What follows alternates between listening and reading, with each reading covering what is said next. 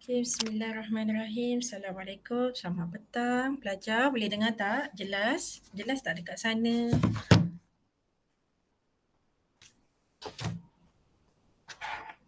Jelas, madam. Baru nak tanya lagi sekali. Boleh dengar tak tu? Okey. Alhamdulillah. Siapa jawab tadi? Okey, Hassan. Okay, sekejap saya tengok. Berapa kita? Sepatutnya 18 pelajar saya. So sekarang 17 orang lagi. Okay, kejap.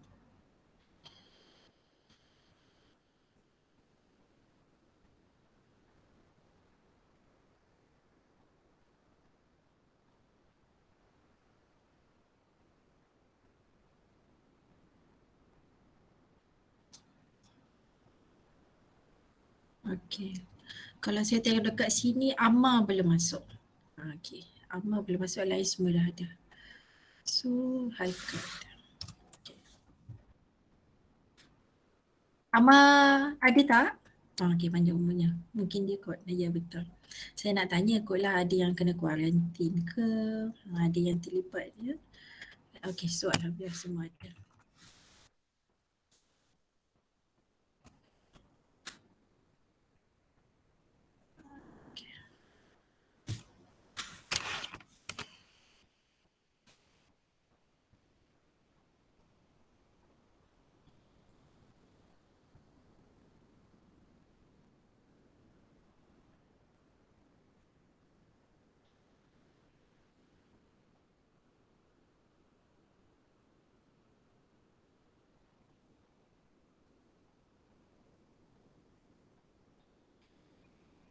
Okey.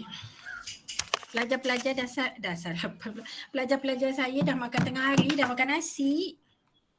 Sudah, Nasi Dah, sambung. madam. Dah, okey, alhamdulillah. Saya pun makan juga dah. Awal lah. Pagi tadi tak sarapan sangat lah. Boleh kata macam tak sarapan. Saya kelas dengan Radio 3B pagi tadi. Masa tu belum sarapan betul-betul lah. Maksudnya tak sarapan betul-betul tu makan, macam mana nak cakap, makan biskut macam tu je lah. Lepas tu masak, uruskan anak semua. Lepas tu saya fikir petang ada kelas, dah ala-ala masak, siap masak tu saya teruslah makan tengah hari. Sebab satunya dah lapar tu, ya juga. Okay, so pelajar. Nanti awak akan tahulah ataupun tantah awak dah dapat makluman dah. Kelas online kita akan bertambah ya. Bukan sampai 25 hari bulan. Sampai mana ya tadi? Kalau ikut dekat sini, dah tahu ke belum kelas? Kelas online akan bersambung sampai bila? Ada dengar tak? Tak Ke belum dengar? 27 kan? Belum lagi. Okey. Siapa yang cakap 27 tadi? Hassan ke? Siapa cakap tadi tu?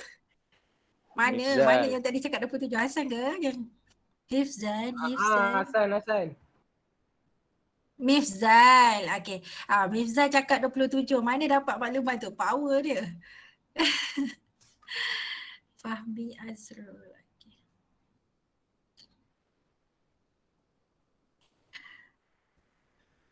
Okay, kalau ikut dekat sini tempoh kuarantin disambung sehingga 27 hari bulan. Okay, so Mifzal dia punya rangkaian dia hebat ya. Sampai kat dia. Mifzal baru je habis meeting. Power lah dia.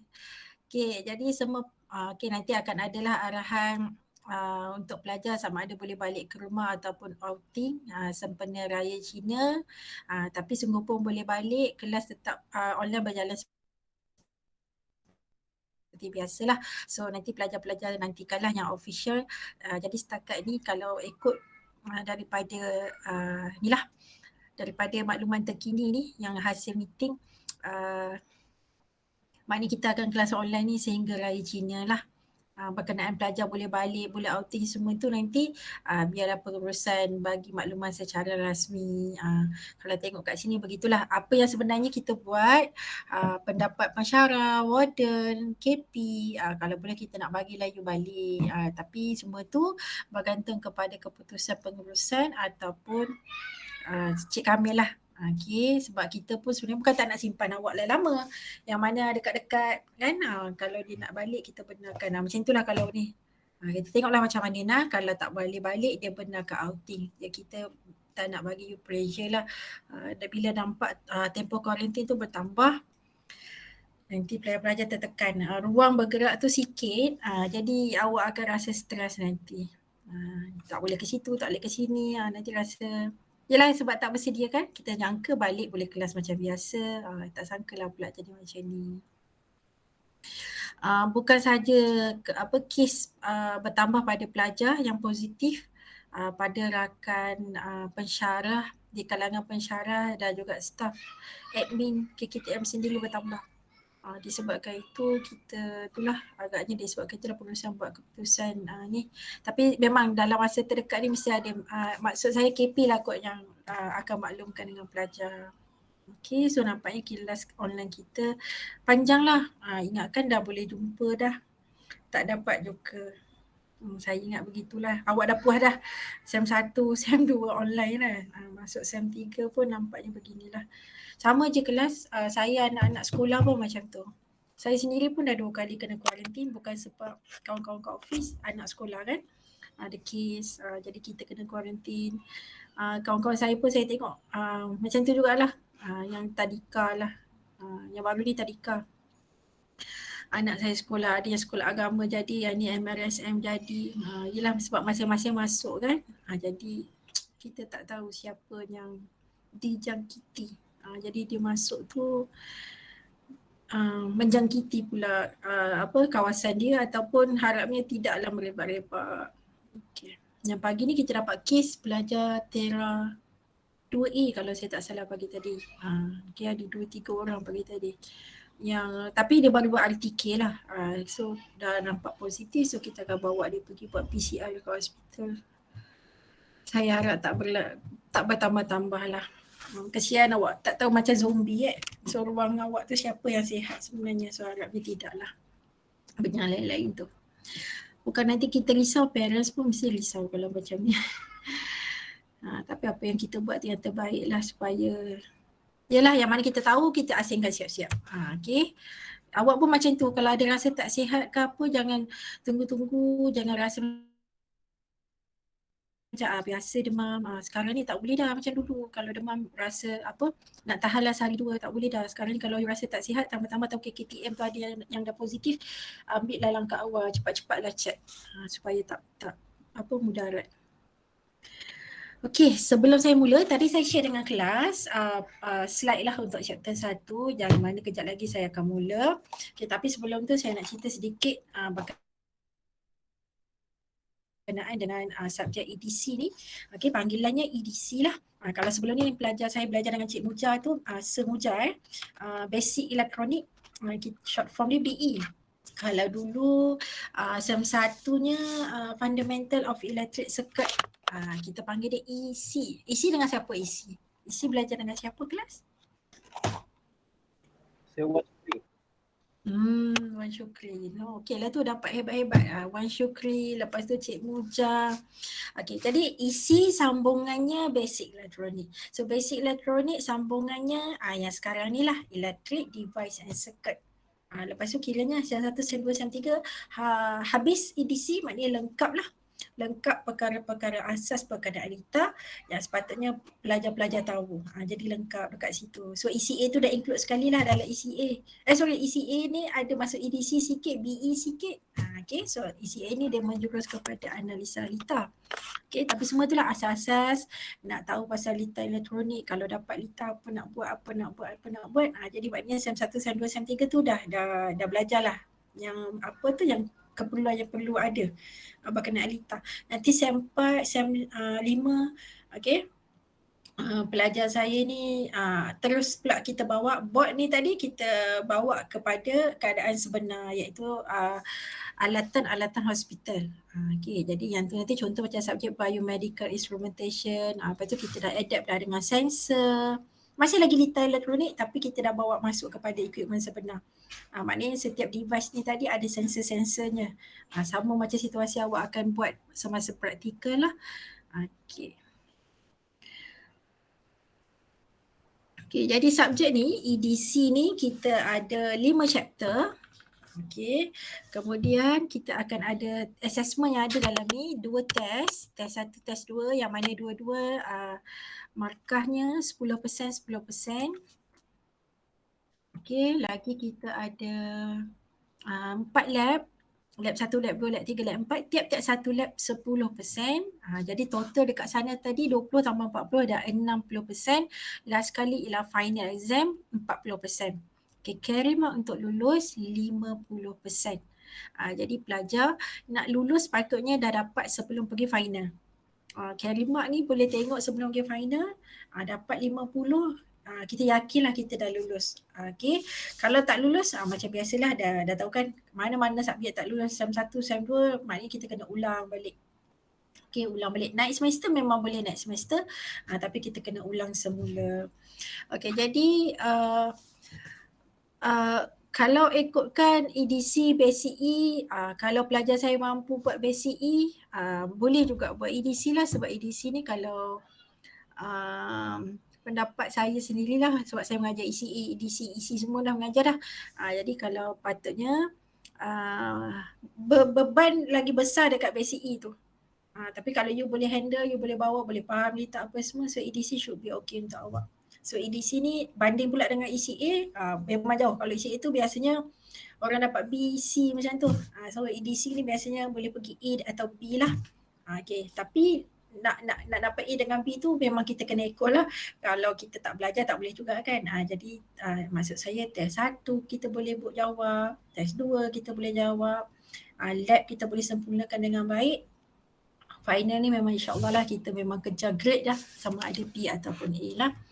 Okay, jadi saya nanti akan bekalkan semua bahan untuk subjek ni. Cuma siapa yang ketuanya kalau dalam kelas ni? Saya madam. Perempuan juga. Oh, sama macam radio 3B tadi. Memang ada SEM 1 ke intern?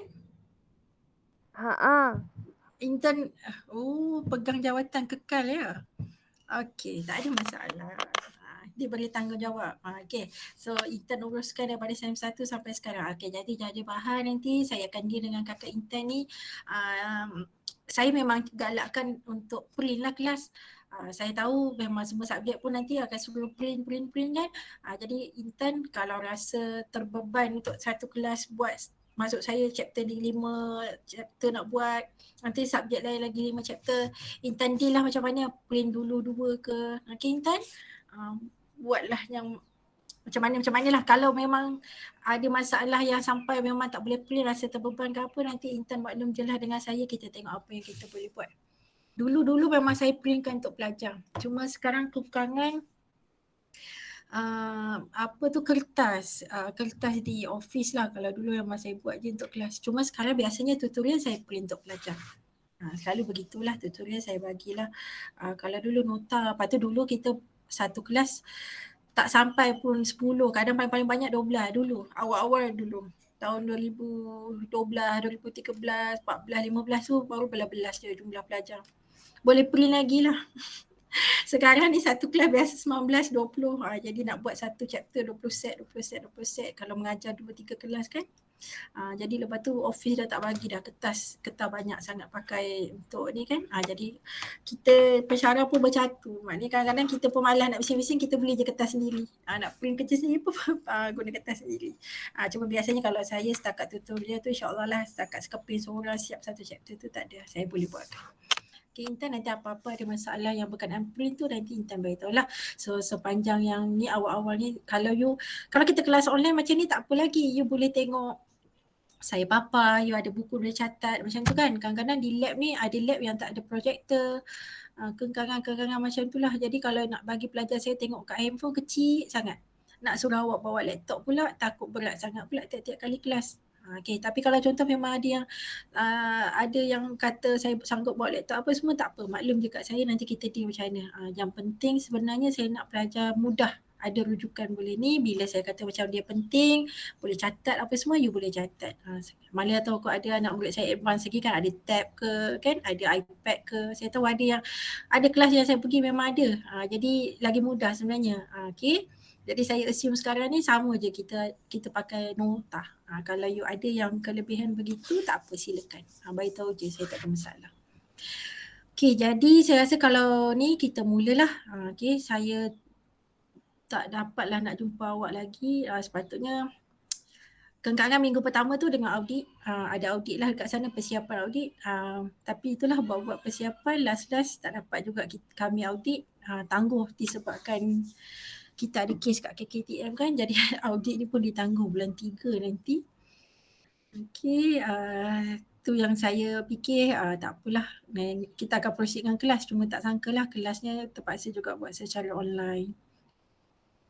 Ingatkan sekejap sampai pukul 5 tak juga. Okay. Sebab kita bertambah kes tu yang jadi lagi panjang. Okay, sekejap ya. Saya sharekan ni.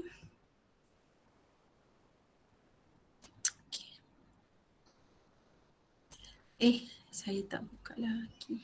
Okay. Sekejap.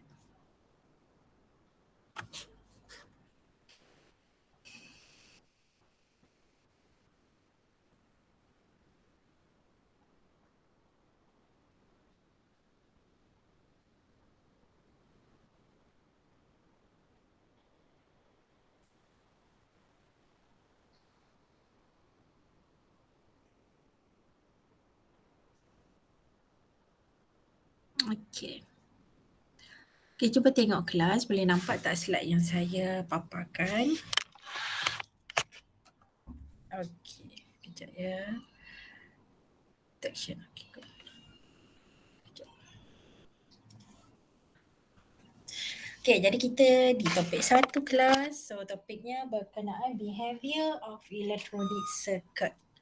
Okay, apa sifat-sifat lah. Okay, apa perkara-perkara yang sepatutnya kita lihat dalam sebuah litar elektronik ni. Okay, jadi objektif pembelajaran kita hari ni, so kita akan understand what is signal dan apa itu sistem.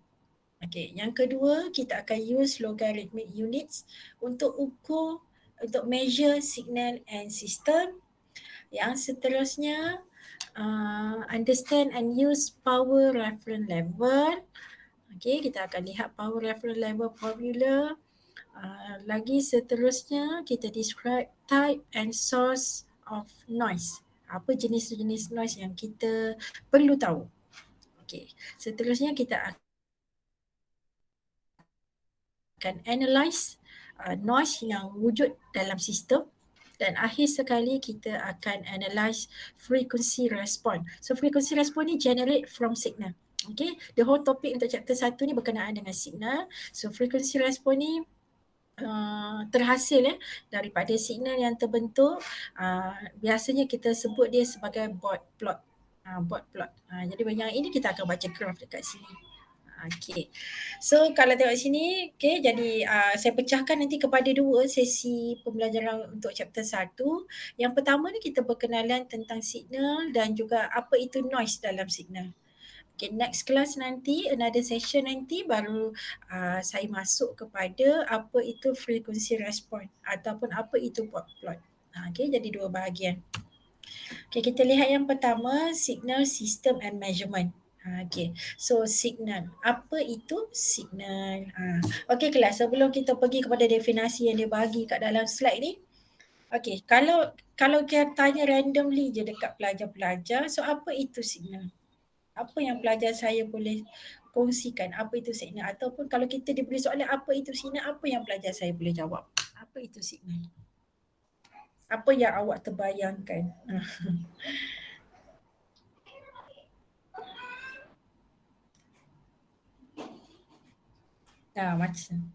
Macam simptom apa? Okay. Okay. Okay, baik. Okay, baik. Ada punya hint lah. Ada tanda-tanda awal. Okay, good. Signal. Okay, good. Okay, lagi? Ada lagi pelajar? Itu pada pandangan pelajar tadi. Dia kata kalau demam tu signal dia akan batuk dulu, sesama dulu. Tu dia tahu badan dia nak hadapi demam.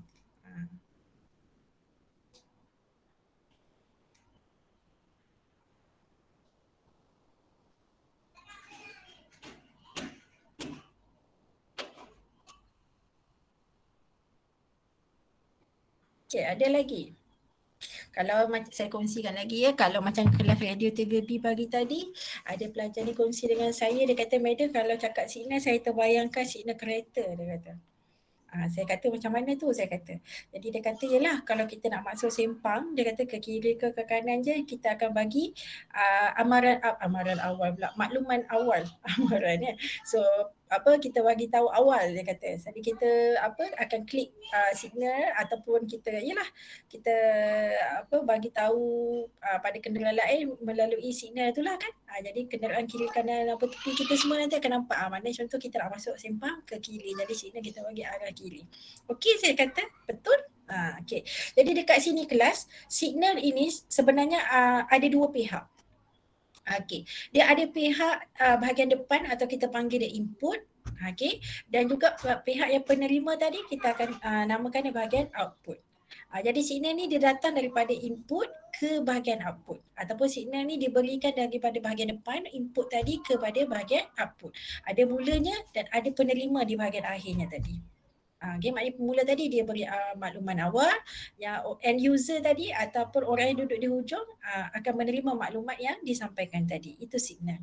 Maknanya signal dia tak bergerak sendirilah ataupun dia tak kata berjalan lepas tu nak ke mana.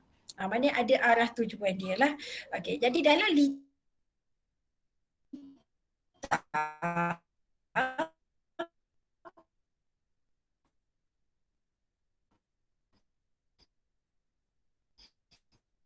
ke apa transformer belah depan tu. Okay, so input signal datang daripada bahagian depan litar. Yang ada bahagian supply, senang cerita yang ada supply. Okay, so signal ni pengakhirannya di mana? Okay, kalau dalam litar di bahagian belakang sekali output, yang mana biasanya dekat situ ada load resistant. Bahagian output belakang sekali dekat litar ataupun somewhere yang berdekatan dengan ground. Okay, di bahagian hujung litar lah. Okay, jadi signal ni ada datang daripada input yang mana data ni kita nak baca atau kita nak kumpul pada bahagian output. Okay, jadi signal itu apa? So kalau soalan teori tanya what is signal? So pelajar saya kena jawab signal is electrical waveform. Signal itu ialah waveform yang mengandungi which is have measurement properties such as voltage, current, power and frequency. Waveform tadi, kalau pelajar saya buat lab basic elektronik, tengok signal pada osiloskop, sine wave tu yang pelajar saya tengok dekat osiloskop, jadi pelajar dapati apa dekat sana. You boleh dapat bacaan frekuensi, pelajar saya boleh dapat bacaan amplitude, Vpeak. Kan dalam unit voltage, you boleh dapat peak to peak. Pelajar saya boleh dapat VRMS. Lagi pelajar saya boleh dapat bacaan frekuensi. Okay, macam-macam bacaan yang you boleh dapatkan daripada signal tadi ataupun waveform tadi. Itu yang kita bagi tahu, signal itu ialah waveform yang mana dalam dia mengandungi quantity measurement seperti voltage, current, power and frequency. Jadi kalau soalan teori 2 markah dia tanya what is signal? So signal is an electrical waveform which have quantity measurement such as voltage, current, power and frequency. So sistem tu pula apa? So sistem ini ialah gabungan, kombinasi beberapa signal tadi. Okay, kalau kata satu circuit tadi menghasilkan signal sekian, so beberapa signal tadi kalau kita gabungkan, kita panggil dia satu litar baru ni, kita panggil dia a system. Dalam sistem ni ada beberapa independent signal yang digabungkan dalam satu device. Itu kita panggil sistem. The whole system tu ataupun keseluruhan signal yang berada dalam litar ni tadi kita tak panggil signal dah. Kalau lebih dari satu kita panggil dia sistem. Okay, signal. Signal ni kita baca dia dalam dua keadaan. Yang pertama kita pandang dia atau kita baca dia sebagai nilai attenuation ataupun kita panggil dia reduction ataupun lagi kita panggil dia loss. So another type kita akan sebut signal ini gain ataupun kita panggil dia increase ataupun increment lah. Okay. Jadi signal ni kelas daripada input ke bahagian output, perjalanan signal ni tadi, perjalanan waveform ni tadi, dia akan mengalami sama ada loss attenuation, pengurangan, kehilangan signal, ataupun dia akan mengalami gain, kenaikan, increase, increment. Sama ada dia naik ataupun signal tadi akan berkurang. Kalau dia berkurang, kita gambarkan dalam block diagram dengan simbol segi empat. Jadi kalau pelajar saya tengok simbol segi empat ni menunjukkan, dia nak tunjukkan data signal tadi loss. Ada kehilangan signal, ada berlakunya pengurangan signal daripada penghantaran signal daripada bahagian input ke output. Jadi kita tengok nilai ni dekat sini, PE ni ialah input power, PO ni ialah output power. Jadi kalau pelajar tengok dekat sini nilai input 100 milliwatt, nilai output 1 milliwatt. Jadi kalau pelajar saya tengok bahagian output, kita akan compare apa yang kita dapat dekat output. Kalau kita buat lab mana-mana pun, kita akan kumpul data result kita bahagian output. Jadi comparison signal ni kita nak tahu loss ke gain ke, kita akan pandang bahagian output terhadap input. Jadi kalau output saya dapat 1 milliwatt, sedangkan yang masuk tadi 100 milliwatt. Masuk 100, keluar 1 je. Jadi dekat sini kita nampak berlakunya loss ataupun reduction ataupun attenuation. Ada berlaku pengurangan. Jadi pengurangan. Jadi digambarkan dalam block diagram dengan simbol segi empat. Kalau kita pergi kepada bahagian gain pula, simbolnya segitiga. Tengok dekat sini yang masuk 1 milliwatt. Tengok pula yang keluar pada bahagian output. Bila kita measure, bila pelajar saya ambil osiloskop ukur, lihat dia punya nilai power 1 watt. Masuk kecil 1 milliwatt, keluar besar 1 watt. Jadi dekat sini kita kata gain. Kenaikan, ada pertambahan signal. Jadi dua simbol ni pelajar saya kena tahu. Tengok. Jadi you tengok, you tahu ini loss, ini gain. Seterusnya formula. Yang ni pelajar saya kena hafal. So A tu untuk stand for gain. Gain ya. Gain, P tu power. Jadi power gain equal to 10 log P out bahagi P in. Jadi ini formula untuk calculate power gain. 10 log P out bahagi P in. Jadi unitnya dalam desibel. So gain itu sendiri sebenarnya ialah output bahagi input. Gain tu A. Output bahagi input. Jadi bila kita cerita nak tengok power gain, jadi kita kena gantilah dekat sini. Kalau di sini power gain maknanya dia untuk P, jadi output tadi ialah nilai output power, input tadi input power. Depan dia 10 log P out bahagi dengan P in. Yang mana lepas pelajar saya calculate guna formula ni, jawapan nanti unit dia dalam desibel. Ini contoh. Jadi diberi gambar rajah macam ni. Macam ni lah yang pelajar saya akan dapat dalam test 1 hinggalah ke final. Soalan datang daripada chapter 1 bahagian signal ni. Dia berilah pelajar saya gambar rajah begini. Tak semestinya ikut turutan ni, tapi saya nak bagi tahunya dah bagi gambar rajah ada segitiga, segi empat, segitiga, segi empat beginilah. Jadi kalau lihat pada gambar ni, so daripada gambar ni dia dah tak bagi tahu kat kita dah ini loss ke ini gain. Maknanya kita dah faham daripada sesi kelas yang kita belajar tu, jadi kita tahu. Kita nak baca data ni, kalau saya pandang AP1 saya tahu ini ialah gain sebab simbol segitiga. So AP2 power gain pada bahagian 2 blok yang kedua ini loss. Sebab diwakili dengan simbol segi empat. Kemudian gain dan akhir sekali loss. Jadi sekarang ni ini kita panggil dia sistem. Ini yang saya bagi tahu. Kalau kita pandang satu-satu secara individu, kita panggil ni signal, ini signal. Signal 1, signal 2, signal 3, signal 4, signal 5. Tapi kalau saya pandang seluruh blok diagram ni, kita panggil dia sistem. Bukan lagi independent signal, tetapi combination of signal dalam satu diagram ni kita panggil dia sistem. Keseluruhan ni, so biasanya kalau dia beri soalan begini ni, dia nak tanya kita total power gain. Total power gain. AP overall ataupun kadang-kadang dia akan tulis AP total. Maksud dia sama. So cara nak kira. Jadi dekat sini kelas ada dua cara nak kira total power gain. Yang pertama, kalau pelajar ingat tadi bila kita nak cari power gain, kita tahu dalam formula tadi dia kata akhir je nanti nilai mesti dalam unit dB. Kalau pelajar saya tengok dekat sini, tak ada satu pun nombor dekat sini yang dia nyatakan unitnya dalam dB. Jadi saya akan tunjuk nanti kita ada dua jalan kerja. So bila dapat soalan, pelajar saya kena kenal pasti dulu, analisa dulu soalan tu yang mana satu cara yang sepatutnya kita buat untuk jawab soalan total power gain. Okay, kalau dapat contoh example satu macam sekarang ni, semua nombor yang diberikan ni bukan dalam dB. Jadi ini ialah nombor biasa yang kita guna dalam matematik tu kelas, numerical biasa. 1, 2, 3, 4, 5, 1000, 2000, 3000 nombor biasa. Okey, jadi bila keadaan begini, cara nak cari AP total, pelajar saya kena darab semua. Okey, jadi kalau kat sini ada 1, 2, 3, 4, 5 blok, jadi AP1 kali AP2 kali AP3 kali AP4 kali AP5. Mesti tulis rumus dulu yang pertama.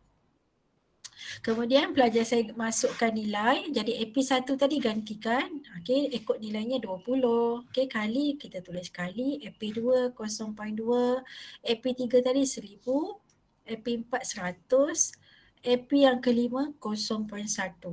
Okey, jadi kita terus seterusnya step nombor 3 tekan calculator, kita akan tulis jawapan lah dekat sini. So kita kira betul tak dapat 40,000.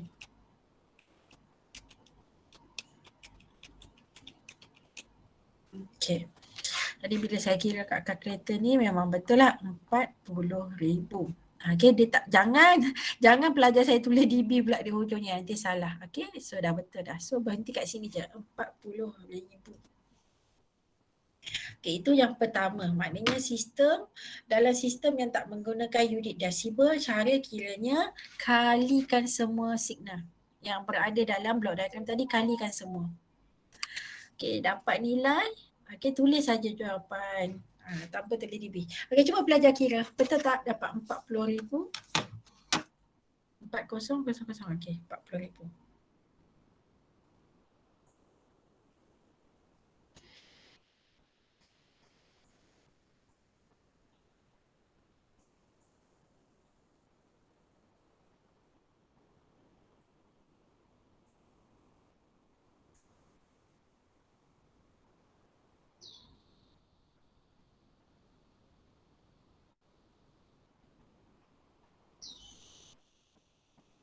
Boleh kelas?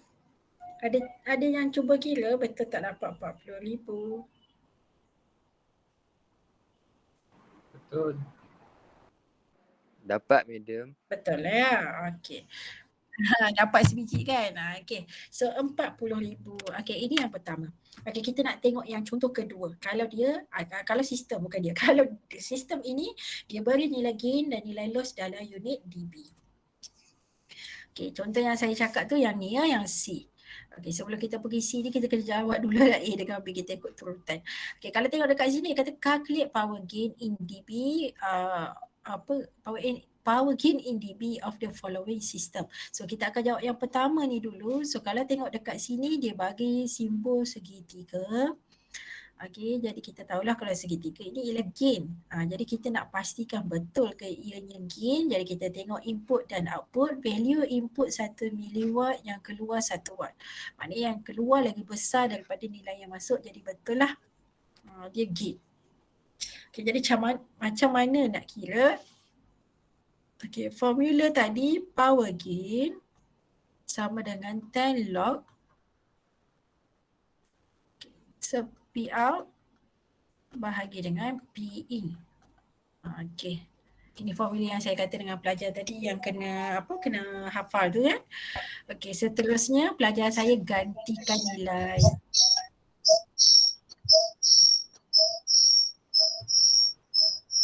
So P out dekat sini 1 watt, so saya akan letak 1. So P in dekat sini, kalau tengok dekat sini 1 mili. Okey kelas. Okey, jom kita cuba kira. Okey, kita tengok. So dekat sini nak tengok pelajar cuba kira, nak tengok betul, boleh tak pelajar saya gunakan log pada kalkulator?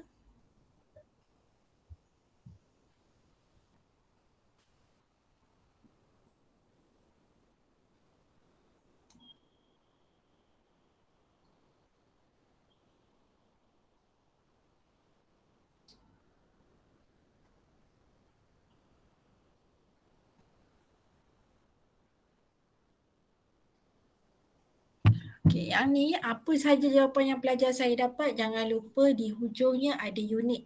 Okey, DB. So once pelajar saya guna formula ni, AP 10 log P out bagi P in, so hujungnya unit DB. Meja. Loss. Okey. So kalau ikut dekat sini saya dapat pada kalkulator saya 30. Bolehlah saya tulis sini. 30 dB. Okey. So adakah pelajar dapat sama 30 dB? Sama. Okey. So pada kalkulator, hint lagi lah masa pelajar saya buat kiraan, hint lagi macam mana kita nak yakin jawapan yang kita letak ni jawapan yang baru je lepas kita kira ni betul ke tak betul. Okey, jadi hint dia kan kelas. So kalau nampak dekat sini gambar segitiga, kita tahu dia gain. Gain ni kenaikan. Jawapan yang sepatutnya kita dapat juga mestilah simbol dia positif. Sebab dia kenaikan. Dia positif. Memang tak nampak positif tu dekat kalkulator. Okey, tapi 30 tadi tu saya nak tunjuk yang kita dapat 30 kat kalkulator tu 30 dalam nilai positif value. Okey, jadi ini menunjukkan betul kiraan yang kita buat tadi ni nilai kita tak pasti betul ke tak, tapi maksud saya dekat sini sign yang diberi ni, tanda dia kita dapat value positif, maknanya kita tahulah yakin. Sekarang signal kita ni dalam keadaan gain. Okey, dalam keadaan naik. Okey, kita cuba yang ke bawah. Okey, kalau kita lihat simbol diberi kat sini loss. Okey, kita masih guna formula yang sama tapi pelajar saya hanya gantikan bahagian ni lah P out dengan P in punya value. Okey, macam mana kita katakan sekarang signal dalam keadaan loss, kita check nilai output yang kita dapat lebih kecil daripada input yang kita terima. Okay, jadi sepatutnya memang kita akan dapat value dalam keadaan signal yang mengalami loss. Okay. So tu kita jangkaan awal. Jangkaan awal sebelum kita tahu apa value sebenar. Okay, so 1 mili saya tulis di sini bahagi dengan 100 mili. Okay, kita kira dapat berapa.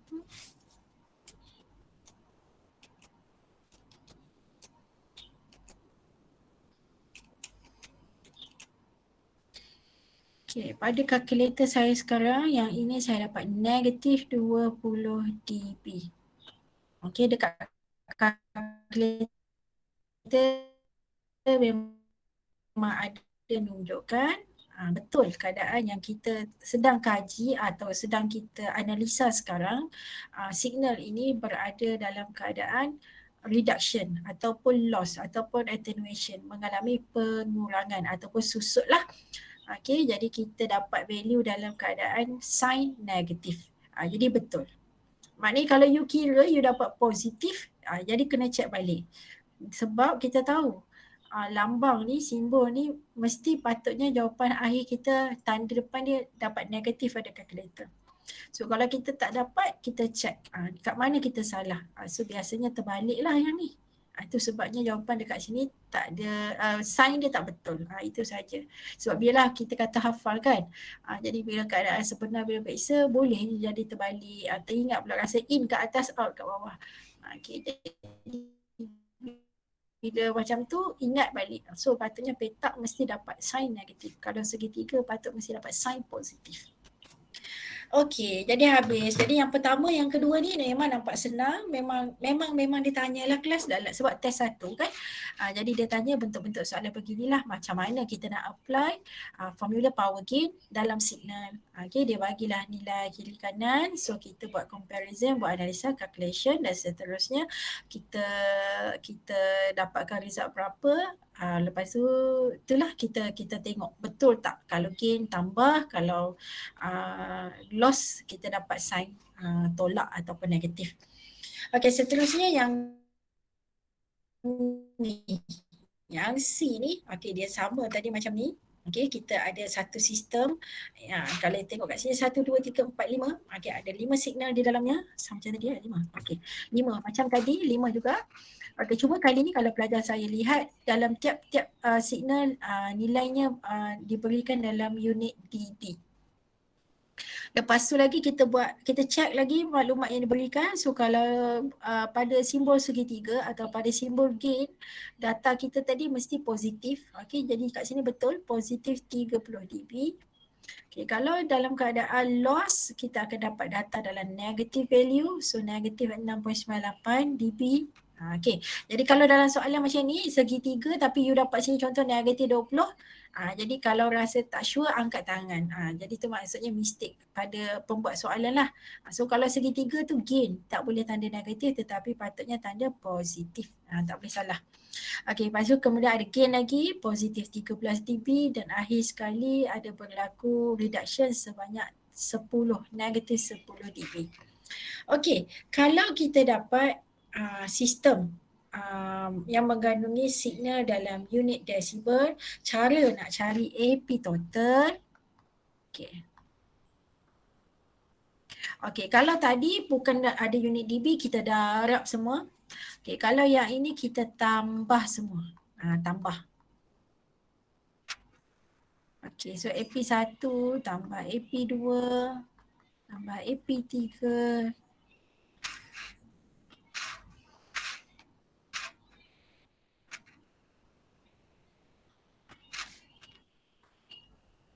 AP4 dan AP5. AP4 dan AP5. Okay. So kemudian kita masukkan nilai. So AP1 tadi 30. So tambah AP2 negatif. Jadi saya kena hati-hati saya letak dia dalam kurungan. Negatif 98 tambah 20 tambah 13 dan akhir sekali lagi dalam kurungan 10. Okey. Kemudian kita kira lah, tekan kalkulator, kita kira dapat berapa. Kalau pelajar saya yakin tak melakukan kesilapan, pelajar saya boleh je terus tulis 30 tambah tolak ni, you boleh je terus tulis tolak 6.98 tambah 20 tambah 13 tolak 10. Boleh kelas. Okay, tapi sebab saya tunjuk, saya masukkan data sebiji-sebiji mengikut formula di atas ni. Jadi yang mana negatif tu saya letak dalam kurungan. Jadi supaya nanti masa tekan kalkulator saya tak silap. Okay, kita kirakan total kat sini dapat berapa.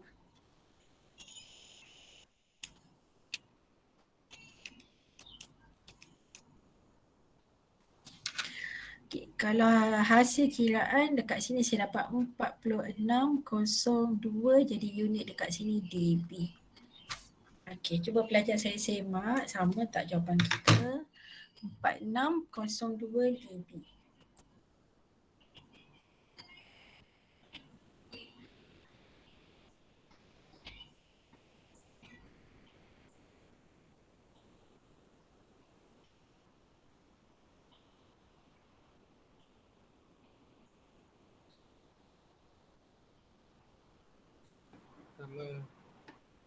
Sama. Okey. Okey, kat sini ada jawapan untuk jalan kerja tadi. Jadi yang pertama tadi okey, kita dapat 30 dB. Yang kedua tadi kita dapat negatif 20 dB. Yang akhir sekali kita tambah semua. So akhirnya kita dapat 46.02 sama kan. Okey, dB. Okey, lupa tadi saya nak cakap. So sebaik-baiknya jawapan pelajar-pelajar kena letak dalam 2 perpuluhan. Okey, kalau kat kalkulator tu kelas dapat perpuluhan, okey ada banyak perpuluhan kan. So jawapan akhir nak tulis atas kertas, letak sekurang-kurangnya 2 tempat. Jangan guna satu ataupun jangan juga genapkan semua. Okey, kita skema memang 2 tempat perpuluhan dan sebaik-baiknya engineering memang kita akan tulis 2 tempat perpuluhan. Pelajar maklum kan, kalau kita ni mengira mengukur kita tak boleh terus bagi genap. Kan kita mesti ada nilai perpuluhan supaya bila kita cari data tu lebih tepat. Kita tak kata kalau 46, 46. Tak, kita contoh macam ni lah 46.02, maknanya kalau kita tanda 46.02 barulah kita boleh dapat bacaan yang sebenar untuk nilai 46 dB tu tadi. Sebab kita tak akan bagi bacaan yang bukan bacaan, kita tak akan letak jawapan dalam nombor bulat. Okey. Melainkan kita memang dapat dekat kalkulator tu nombor bulat. Okey, 2 tempat perpuluhan ya. Okey, seterusnya. Okey, ini summary lah daripada apa yang kita dapat daripada hasil calculation tadi. So kalau power loss, kehilangan tenaga dalam signal tadi diwakili dengan sign negatif. Kalau power gain diwakili dalam signal tadi dengan tanda positif. Itu sajalah kat sini summary daripada apa yang you dapat dekat sini. Sebabnya dekat sini baru perkenalan. Kalau simbol segitiga tu gain, kalau simbol petak tu loss. Selain daripada itu, macam ni kita nak tahu loss ataupun gain dalam signal, kita tengok kalau contoh tak ada gambar, kita tengok daripada nilai. Kalau positif, nilai itu positif dB, kita tahu dia gain. Kalau negatif dB, kita tahu dia ialah loss. Lagi seterusnya, ada dua lagi formula yang yang mengikutlah turutannya dari lepas kira power gain. Boleh juga dalam soalan minta pelajar kira voltage gain atau current gain. Dia bukan favorite question, tapi kadang-kadang soalan ni dikeluarkan. Dia berikan tambah-tambah dalam final lah. Kalau dalam test tu biasanya directnya power gain lah. Kalau final tu biasanya macam tu lah, lepas dah selesai power gain tu ada lagi lah anak-anak soalan yang dia minta. Kalau tengok dalam ni memang kita tak ada latihan untuk power gain dan voltage gain dan current gain. Tapi biasanya latihan-latihan tambahan lah. Maknanya kita buat sesi tutorial nanti ada. Saya akan carikan supaya pelajar boleh apply formula-formula yang lain-lain ni. Dekat sini kita catat dululah, maknanya penting untuk pelajar saya tahu dan juga kena hafal lah yang ni. So voltage gain dan current gain. Kalau tengok pattern gain ni sama macam tadi. Gain, cakap je gain, pelajar saya ingat atas tu output, bawah input. Pembahagian itu nilai output bahagi input. Kalau dia kata voltage gain, voltage gain jadi AV, maknanya bahagian atas tadi output tadi ialah V out ataupun output voltage. Nilai output voltage bahagi dengan input voltage. Kalau current, atas output current bahagi dengan input current. Yang dari segi belakang yang dalam kurungan ni tak ada masalah. Dia tetap input versus output. Maknanya output bahagi input.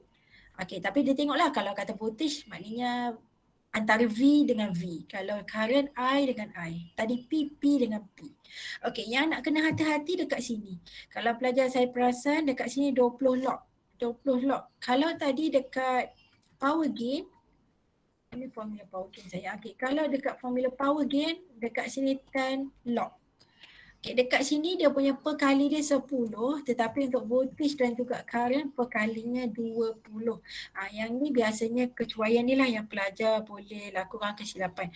Sambil-sambil kita kelas ni memang saya sukalah bila time buat latihan ke apa, saya sukalah sebut pelajar selalunya boleh silap bentuk macam mana, atau biasanya pelajar boleh salah kira ni part yang bagaimana. Sebab saya kongsikanlah memang yang pengalaman yang maknanya sepanjang kalau saya sendiri mengajar, saya tengok pelajar boleh buat silap dekat sini. Jadi sebabkan kita memang fokus mengira guna power gain. Bila sesekali soalan tu keluar voltage gain dan current gain, pelajar dah tak boleh ingat. Dia lupa. Dia tahu formula out bagi in, tapi dia letak sama je kat depan ni kali 10. Jadi salah. So jadi ingat special. Voltage dengan current perkali dia 20. Ataupun nanti jangan ingat yang ingat yang special ni 20-20, nanti bila nak buat power gain pergi kali 20. Tidak. So power gain saja 10, yang lain-lain 20. So unit semuanya dalam dB. Seterusnya formula yang keempat ialah reference level, iaitu formula kalau you tengok formula yang sama power gain, 10 log sama kan? Sepatutnya dekat sini P out bahagi P in. Kan macam tu. Jadi reference level ni kita nak tengok perubahan nilai power yang berlaku daripada keadaan asal dengan keadaan yang baru. Yang bila kita dah buat praktikalnya, jadi keadaan baru tu kita akan compare dengan bahagian ataupun nilai keadaan yang sebenar dia. Keadaan asal lah reference dia. Jadi formula dia power level bahagi dengan reference level. So power level ni output jugalah. Reference ni keadaan awal dia sebelum. Ni input dia. Kalau tadi kan P out bahagi P in. Tapi untuk kita tahu power level, reference level, kita gantikan P out tadi dengan power level bahagi dengan reference level.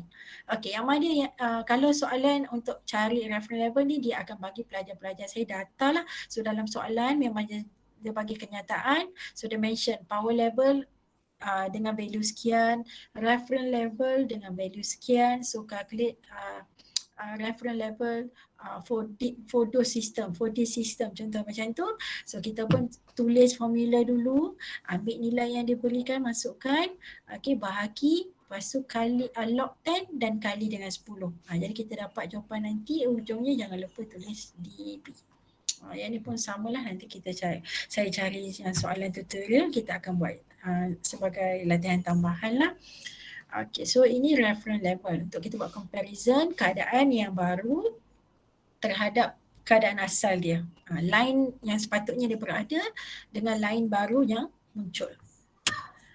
Okey, seterusnya. Okey, tadi kita belajar signal ini ada dua keadaan. Sama ada dia mengalami kenaikan atau penurunan. Okey, jadi signal tadi datang daripada bahagian input, berakhir pada bahagian output. Okay, jadi perjalanan signal ni yang tadi kita kata sama ada dia mengalami kenaikan, penurunan. Okay, sepanjang signal ni nak bergerak daripada input ke output ni akan ada gangguan. Okay, akan ada masalah lah gangguan. Okay, jadi gangguan ini kita kenali dia sebagai noise. Noise. Okay, noise. So noise ini kalau dia tanya apa itu noise. So biasalah soalan dia tanya soalan teori bermula what is noise, what is signal. So kalau dia tanya soalan what is noise, so pelajar saya jawablah noise is unwanted signal, cukup. Sampai situ. Kalau soalan teori tanya apa itu noise, 2 markah, 1 markah. So noise is unwanted signal. That tends to interfere with the wanted signal. Jadi maksud dia dekat sini, ada signal yang kita tak mahu tapi dia berada sama-sama dengan signal yang kita nak kirim tadi ke bahagian output. Jadi signal yang kita tak nak ni, kita nak asingkan daripada signal yang asal tadi. Okey, bagaimana noise ini terjadi? Noise itu ialah signal yang kita tak nak. Tapi gangguan ini tetap ada. Selagi mana signal berjalan, ada pergerakan signal, so akan ada gangguan. Kita ni tak akan dapat signal dalam keadaan macam mana dia datang, begitulah rupa bentuk dia akhir. Tidak. Akan ada gangguan. Lagi panjang perjalanan, lagi luas saiz kawasan signal bergerak. Jadi faktor-faktor ni lah menyebabkan berlakunya loss, berlakunya keadaan signal-signal gangguan dalam signal. Okay, jadi kita nak tengok apa contoh-contoh atau apa bentuk gangguan yang berlaku sebenarnya sepanjang kita kendalikan signal. Okay, jadi kita bahagikan kepada dua. Okay, gangguan ini boleh datang dari bentuk yang pertama external noise, iaitu keadaan luar. So noise ini terjadi luar daripada device. Luar daripada, contohlah macam pelajar saya buat lab, you nak check signal pada osiloskop. Okay, dah pasang, you nak tengok waveform tadi dekat osiloskop. So noise yang terhasil, you dah pasang, you tengok kenapa sine wave ni tak sharp gambar dia, tak nampak tajam pula sine wave ni. Okay, jadi antara sebab mengapa signal atau waveform yang generate tadi tak cantik, disebabkan external noise, iaitu noise yang terjadi di luar osiloskop itu sendiri. Maknanya faktor sekeliling, faktor keliling. Kalau internal noise, terjadi disebabkan alat itu sendiri. Kalau kata pelajar saya tadi ukur signal, nak tengok signal guna osiloskop, maknanya internal noise tu terjadi disebabkan osiloskop tu sendiri ataupun litar tu sendiri. Internal dalaman. Maknanya noise yang terjadi dalam kawasan litar yang kita nak ukur tu. Dalam alatan, dalam board, komponen-komponen atas board. Kalau eksternal ni, keadaan sekeliling, luar daripada board kita atau luar daripada equipment kita guna tadi.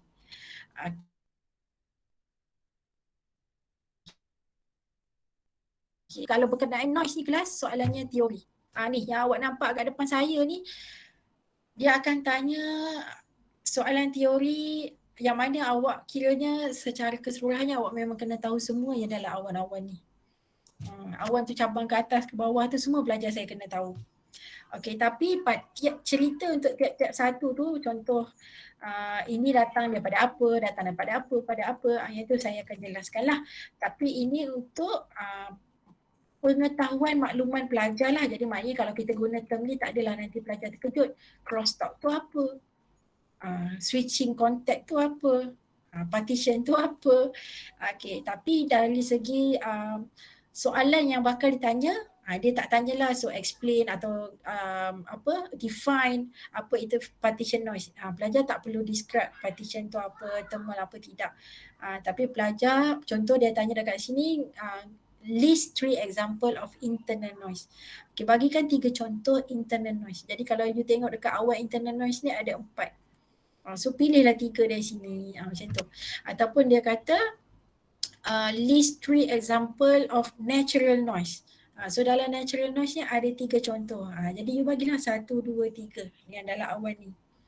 Okay, ataupun dia tanya ada berapa kategori noise. Jadi jawapan ni 2. 1 external noise, 2 internal noise. Jadi markah untuk bahagian ni, kalau soalannya tak banyaklah, 2 ke 3 macam tu je kelas, atau jarang nampak 2, 3 je biasanya macam tu. So biasanya dah akan mula soalan apa itu noise. So noise is unwanted signal. Kemudian soalan berturutan dia akan pilih mana-mana ni bahagian internal atau external, dia tanya. Okay, ataupun give example of external noise. Jadi kalau you tengok betul-betul awan ni, external noise ni ada 2 je, man-made noise ataupun natural noise. 2 ni. So dalam man-made noise ni pula 3, switching or contact, hum ataupun crosstalk. Ataupun another one, natural noise tadi yang datang daripada atmospheric noise, solar noise atau extraterrestrial noise. Okay, ini bahagian luar device, luar board. Kalau dalaman kita ada partition, short noise, flicker noise, thermal noise. Dalam banyak 4 ni yang paling famous thermal noise lah yang biasanya dia tanya. So thermal noise voltage and thermal noise power. Yang ni memang ada kiraan lah yang untuk ni. Ada sikit kiraan kecil dekat sini yang nanti pelajar saya kena tahu. Okay, yang ini memang keseluruhan slide ni jadi penting lah. So pelajar-pelajar saya kena tahu semua yang dalam awan-awan ni. Okay, jadi saya cerita sikit-sikit dekat sini external noise, apa dalam-dalam dia tadi, kemudian saya pergi pada internal noise. So external tadi saya dah bagi tahu iaitu gangguan signal yang terhasil, yang wujud dari pada bahagian luar litar yang kita pasang, luar device atau equipment yang kita gunakan, ataupun kita kata faktor keliling. Okay, jadi kita tengok yang pertama. So external noise ni yang pertama daripada man-made noise. So yang pertama ni, okay, kita tengok hum ni. So hum dekat sini dari mana dia terhasil? So sebarang equipment atau device yang menggunakan power supply DC. Okay, yang pelajar saya ambil ada plug cocok kat dinding tu. Plug 3 pin ke 2 pin yang pasang kat dinding. Selagi mana kita guna DC supply. Okay, you pasang je plug tadi. Okay, sebenarnya yang kita tak nampak dan kita tak tahu, sebenarnya kita dah hasilkan noise yang nama dia ialah hum. Tapi nilai noise ini kecil. Normal lah. Okay, bila you pasang, kita tahu arus masuk. Perjalanan arus tu tadi ada berlaku gangguan dalam dia. Okay, gangguan. Okay, seterusnya kita pergi kepada switching or contact noise. So contoh yang paling mudah dekat sini fluorescent light, iaitu lampu yang kita pakai harian dekat asrama, dekat rumah, you pergi surau, you switch on lampu tu, awak dapati dia kita ada starter kan, kalau lampu lama yang bukan LED tu ada starter. So starter tadi tu dia akan beri spark daripada starter tu akan hidupkan lampu. Okay, jadi spark tu tadi sebenarnya ialah noise. Okay, spark tu terbebas. Okay, signal yang terhasil tadi tu normal. Signal kalau berjalan saja, maksud saya signal ni terhasil dia nak daripada satu kawasan, kita contoh daripada starter nak ke lampu tu je perjalanan walaupun nampak dekat dah cantum sebelah-sebelah, tetap akan ada gangguan ataupun tetap akan ada berlaku loss dekat sana. Okey, jadi ini antara contohlah yang biasanya yang kita tak tahu, rupanya daily use kita ada menghasilkan noise. Itu dalam contoh kategori switching or contact. Okey, seterusnya yang ketiga crosstalk. Okey, crosstalk ni ialah datang daripada signal yang kita terima daripada dua kabel. Contoh saya ada satu signal somewhere dekat sini. Okay, kan biasanya tadi kita tengok contohlah dekat sini tadi dia bagi P in sekian. P in apalah contoh macam tu kan tadi, ujungnya P out. Okay, crosstalk ini ialah signal datang daripada yang kita dapat sini, dia datang daripada dua jenis input. Okay, so saya label sebab dua kan, input satu, input dua. Okay, jadi dua jenis input ni yang datang pada signal ni menghasilkan noise yang mana kita panggil dia crosstalk. Yalah, jadi dua ni macam ni dia nak merge jadi satu, nak hidupkan satu signal ni, jadi merge tu tadi berlakulah sedikit noise. So kita panggil dia crosstalk. Okay, seterusnya ni mana saya ni? Okay, so habis bahagian man-made noise. So hum tadi daripada power supply, crosstalk tadi daripada maknanya signal yang datang tadi secara pair. Okay, bukan satu signal, bukan satu kabel, tapi kita terima daripada dua kabel. So switching contact ni contohnya macam fluorescent light tadi, spark daripada starter kepada lampu tadi. Okay, seterusnya external noise ni daripada natural noise. Ini berkenaan alam. Okay, contoh yang pertama,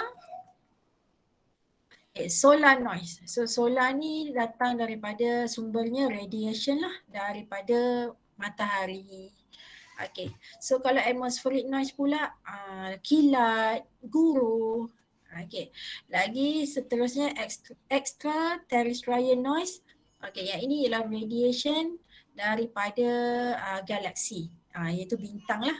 Kan? So yang ini kalau lebih dalam you baca ni berkenaan bintang tu, kalau dululah kita belajar sains buruj apa semua kan, macam mana bintang tu bergerak, bentuk ni.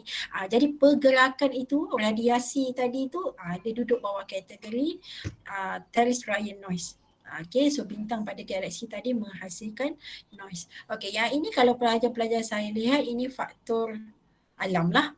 Okay, daripada sumber cahaya, galaksi dan juga inilah guruh dan juga kilat. Okay, ini natural noise. Yang ni kalau antara dua ni, internal noise biasanya dia tanya dekat thermal noise. Kalau external noise ni biasa yang dia tanya bahagian ni lah kelas natural noise. So you kena list 3 ni. Kadang-kadang dia tanya juga example, contoh dia tanya example of atmospheric noise ni apa. Thunderstorm, lighting tadi. Kalau ataupun dia tanya solar noise ni datang daripada apa? So jawapannya radiation daripada matahari. Ataupun dia tanya extra terrestrial noise ni datang daripada apa? So radiation daripada star dalam galaksi. So sikit-sikit you kena tahu. Kita tak boleh tahu term begini saja. Boleh je saya suruh dia hafal dalam ni tanpa tahu apa isi dalam dia. Tapi at least kurang-kurangnya tahulah macam mana kejadian noise tadi datang. Okay, kita tahu dia daripada external ni bahagian luar. Kalau contoh kita bercerita tentang kejadian daripada alam, so daripada bentuk macam mana. Ni kalau daripada manusia itu sendiri, datang daripada mana? Daripada plug, sambungan sambungan yang menghasilkan spark tadi, ataupun sambungan yang menggunakan dua kabel. Dua kabel cantum nak jadi satu line. Okay, so menghasilkan crosstalk. Okay, seterusnya internal noise. Okay, yang ini memanglah favorite question kalau banding dengan external. So dia tanya yang pertama macam saya katalah list 3 from daripada 4 ni, pilihlah mana-mana dan bagilah 3 daripada 4 ni. So kita tengok satu-satu partition short ni apa semua. Mana tadi? Okay, internal noise. So internal macam saya bagi tahu tadi terhasil ataupun macam mana noise ini datang, dia wujud dalam sistem itu sendiri. Sama ada dalam litar yang kita pasang ada gangguan dalam tu, ataupun litar dah okey tapi sambungan daripada litar kepada equipment pula, contoh sambung ke power supply, contoh sambung ke osiloskop tadi, jadi gangguan daripada kabel yang pelajar saya cocok dekat atas litar kepada equipment tadi, tu pun boleh menghasilkan noise. Jadi kita tengok yang pertama, thermal noise. So thermal noise ini atau nama lain dia kita panggil dia Johnson noise. Kadang-kadang dalam soalan dia tak mention dekat dalam tu thermal noise. Pelajar dah baca dekat dalam awan ni, memang you baca tak jumpa pun Johnson noise dalam ni. You nampak thermal noise adalah. Okay. Jadi nama lain dia, nanti jangan terkejut kalau dia tak mention thermal, nama lain dia ialah Johnson noise. So daripada mana Johnson noise ataupun thermal noise ni terhasil? Okey, ianya terhasil daripada pergerakan elektron dalam semiconductor. Saya harap pelajar saya masih ingat dalam basic elektronik kita ada forward bias, reverse bias. Pelajar saya belajar macam mana terhasilnya PN junction. Jadi elektron bergerak kan dalam tu. Okay, pergerakan elektron ni tadi rupanya dalam tu kita tahu rupanya pergerakan elektron ni tadi bukan sekadar dia bergerak masuk bercantum dengan hole, tapi sebenarnya dia ada berlaku noise dekat sana. Okay, kita panggil dia thermal noise ataupun Johnson noise. Okay, ada formula yang terlibat dekat sini untuk kita kira berapa banyak noise yang terhasil. Okay, jadi dekat sini formula yang diberi Vn equal to punca kuasa 4 kTBR. Pelajar saya carilah cara macam mana nak mudah ingat. Kalau saya biasanya saya cakap untuk diri saya sebenarnya, cuma saya share je lah dengan mana-mana kelas pun yang saya pernah mengajar. Saya kalau nak ingat saya cakap punca kuasa 4 kota baru terpulang. Sama jugalah macam kita belajar color code resistor kan, Haji Pak Mat Jais keluar hutan tu. Kalau saya guna ayat tu. Ada juga pelajar saya yang lain dia cipta sendiri, ada yang dia pernah belajar daripada masa dia SPM ke sekolah teknik dulu, cikgu dia ajar lain, dia ada cakap macam tu kan. Jadi terpulang mana-mana janji yang mudah untuk pelajar-pelajar saya ingat, sebab banyak benda nak ingat kan. Jadi kita kena cari cara macam mana yang paling mudah untuk kita mengingat sesuatu formula. Okey, jadi punca kuasa 4 kTBR. So dekat sini ada beberapa perkara yang saya kena mention supaya pelajar saya berhati-hati. Okay, yang pertama nilai constant. K ini ialah nilai constant value. Yang mana nilainya 1.38 kali 10 kuasa negatif 23. Jadi data ni, value ni pelajar saya kena hafal. Bukan sekadar formula kena hafal, dia punya nilai constant ni pun pelajar saya kena hafal. Sebabnya bila bagi soalan, pelajar boleh tulis formula, kalau tak ingat dia punya nilai constant, pelajar saya takkan dapat siapkan hingga jawapan akhir. Jadi 1.38 kali 10 kuasa negatif 23. Seterusnya temperature T. So biasanya dalam soalan dia akan bagi pelajar saya temperature ni, contoh dia tulis 25 darjah Celsius. Dia bagi dalam degree. Okay, tapi kita nak apply guna formula ni perlu dalam unit Kelvin. Okay, caranya macam mana? Pelajar saya kena tambah nilai tadi, contoh yang ni nilai 25 ni tambah dengan 273 untuk kita convert value degree tadi kepada Kelvin unit. Okay, seterusnya lagi bandwidth. Okay, dalam unit Hertz. Okay, bandwidth itu kita dah belajar frekuensi high tolak dengan frekuensi low, so dapatlah bandwidth. Dan akhir sekali resistan dalam unit ohm. Okay, lepas ni apa? Pelatihan. Okay, jadi yang ini pelajar saya kena hafal. Okay, beserta dengan nilai constant ni pelajar saya kena hafal. Jadi tanda ya, penting. Kena ingat lagi temperature. Kalau dekat sini kesilapan yang pelajar selalu buat, lupa nak tukar temperature dalam Kelvin. Biasanya dia nampak 25, dia terus letak dekat sini T sebagai 25. Jadi salah. So kena tambah dulu 273. Soalan memang dia suka bagi dalam unit Celsius. Memang kelas sebab dia nak bagi kita kerja ada jalan kerja yang boleh kita buat supaya sebelum kita apply formula. Okay. Jadi kita try buat soalan ni. Okay, exercise 1.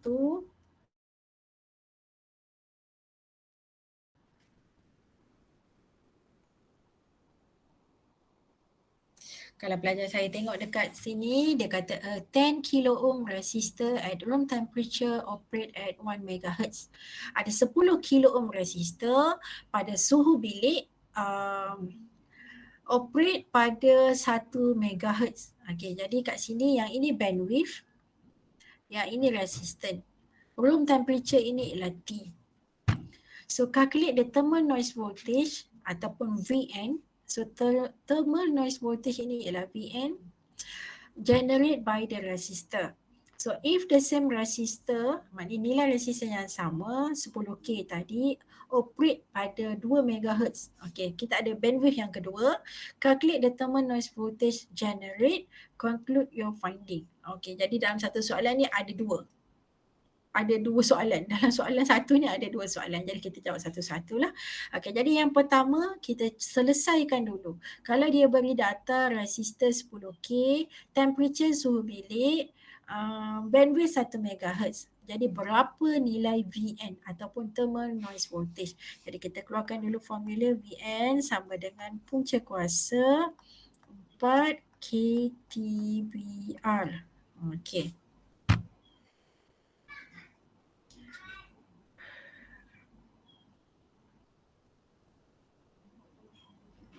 Okay, seterusnya kita perlu ubah temperature. Okay, dalam ni dia bagi room temperature. Dia tak cakap pun berapa. Okay, kalau keluar macam ni dekat soalan kelas, so sebenarnya room temperature ni dia merujuk kepada room temperature yang digunakan satu worldwide, dunia gunakan data yang sama. Yang ini maknanya reference dia sama. So kalau dia cerita room temperature, maksudnya T dekat sini ialah 25 darjah Celsius. Okay, kelas ya, so 25. Maknanya kalau ada sahabat-sahabat belajar, contohlah kata dekat Australia atau UK atau mungkin negara lain ke mana sana Mesir ke apa, kalau belajar teknikal, kalau dalam buku dia tulis room temperature, buku engineering tadi tulis room temperature, bukan room temperature negara yang dia berada. Okay, room temperature yang diguna pakai oleh semua. Sama je kita semua, maknanya bersumberkan satu maklumat room temperature sahaja, jadi dia merujuk kepada nilai 25 darjah Celsius. Jadi kita kena ubah dulu T tadi 25 darjah Celsius tambah dengan 273 Celsius tadi. Jadi kita dapat 298 Kelvin. Okay. Jadi kita bolehlah masukkan dalam formula 4. Okay, K tadi constant value 1.38 kali 10 kuasa negatif 23 tutup kurungan. Temperature saya 298 kali bandwidth saya berapa? 1 mega kali resistor saya 10K. Okay. Habis kecil lah saya tulis. Okay, kelas sekarang ni nampak ni banyak sangat data dekat sini, jadi kira dengan hati-hati dan jangan lupa tekan punca kuasa. Okey, cuba kira dapat berapa.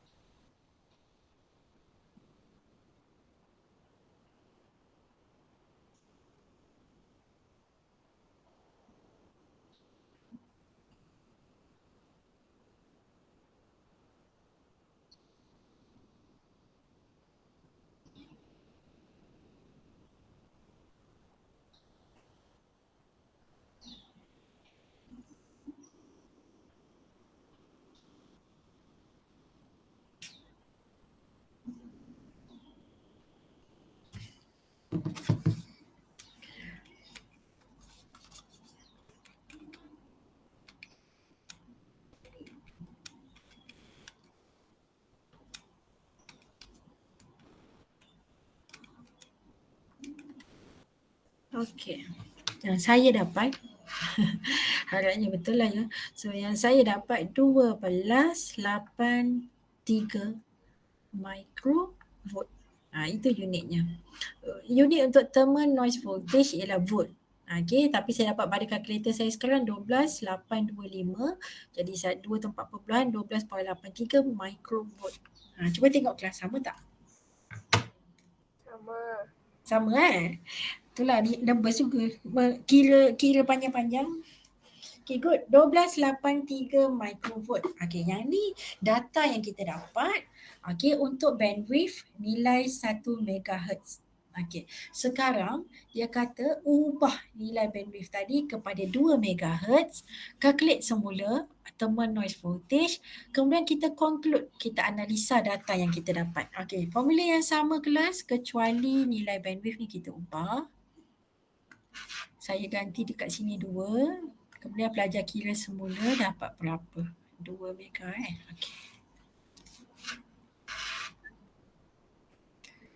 So ini untuk nilai 1 MHz.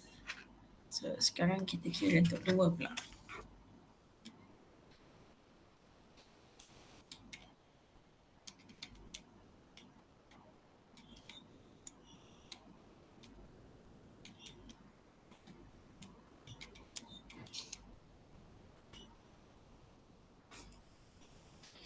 Okay, yang saya dapat kat sini 18.14 microvolt. Okay, untuk 2 mega. Okay, nanti siapa-siapa cuba kira, confirmkan betul tak saya kira ni. Bismillah.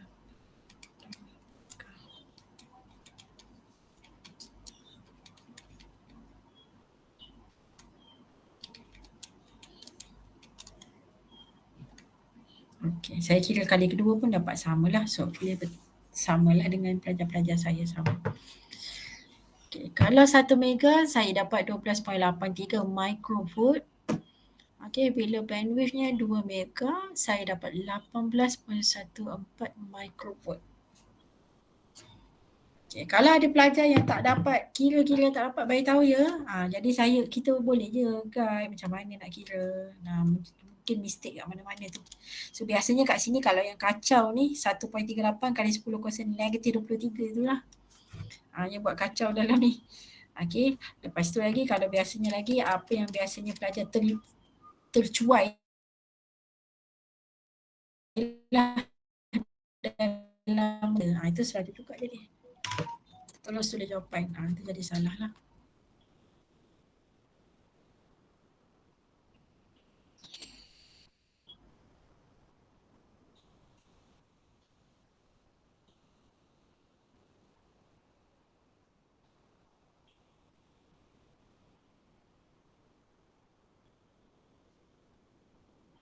Okay, jadi tadi soalannya dia tanya, bukan dia tanya, dia minta kita concludekan your finding. Sekejap ya, tengok jawapan. 12.8, okey, 18.1. Okey, cuma dekat sini kalau pelajar saya tengok dia bagi 1 perpuluhan. Okey, kita jangan ikut dia. Kita pakai 2 tempat perpuluhan, 2 titik perpuluhan. Okey, sekarang ni betul lah. Okay, yang data kita dapat, yang kita kira sekarang ni betul. Okay, jadi soalan seterusnya, conclude your finding. Okay, jadi kita tengok dekat sini, apa kesan dia bila bandwidth ini bertambah, increase, apa kesannya terhadap noise yang terhasil. Jadi kalau kita tengok kat sini, 1 mega dapat 12.83 microvolt. So bila naik 2 mega dapat 18.14 microvolt. Okay, daripada data kita dapati bila bandwidth bertambah, increase, nilai noise yang terhasil juga bertambah. Okay, logiknya dekat sini, bandwidth ni ibarat laluan ya kelas. Laluan ataupun you bayangkan dalam kabel. Okay, bandwidth tu semua signal patut berada dalam kabel tadi. Okay, bila kita besarkan saiz kabel, jadi ruang untuk signal tu bergerak dalam kabel tadi lebih luas. Jadi permukaan yang lebih luas ni tadilah yang menyebabkan lagi banyak noise terhasil.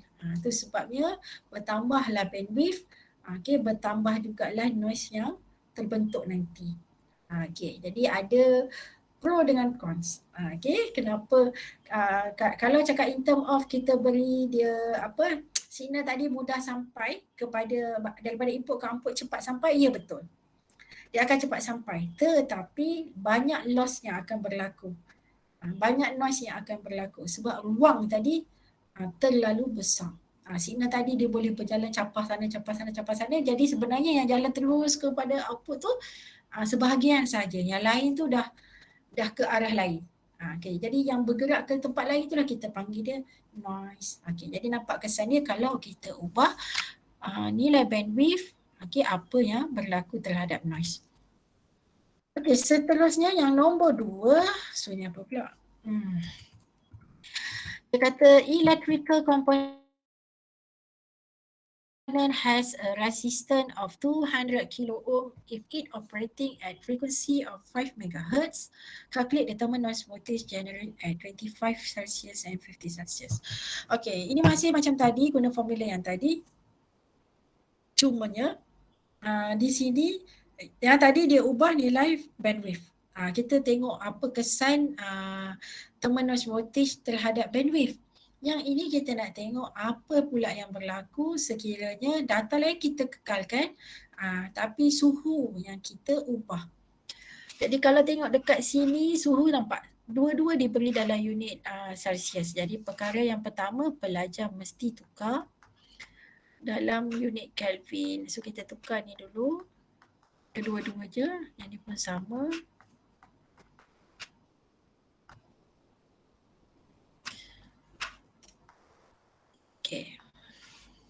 Buat 45 sini 50, silap saya. Laju tulis salah.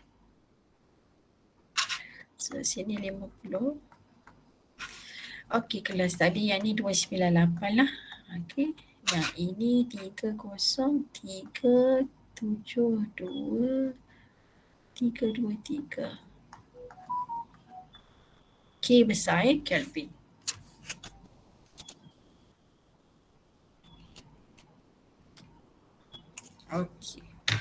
So kita dah tukar dua-dua nilai temperature.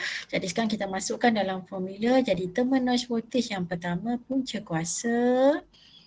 Confident tu tulis panjang. 4 kali. Sorry kelas, sorry. Bukan 4 kali. Saya nak tulis formula dulu.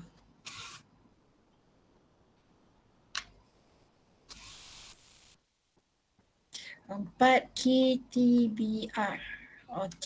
So yang kedua punca kuasa, ni pun panjang.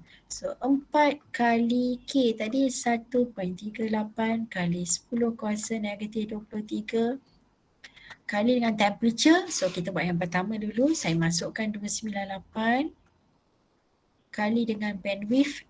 Dekat sini dia bagi 5 MHz. Jadi kalau pelajar saya tengok nampak ruang dia bagi ni, kalau bentuk kabel tadi 5 mega.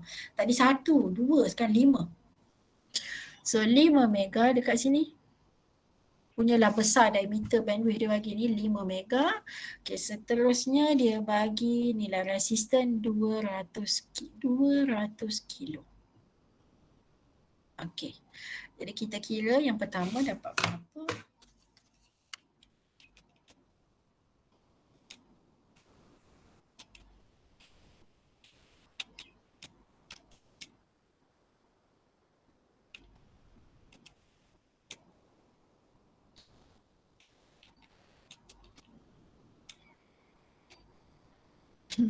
Saya kira yang pertama tahu dapat apa? Syntax error. Salah, adalah tu salah saya tukar kat mana.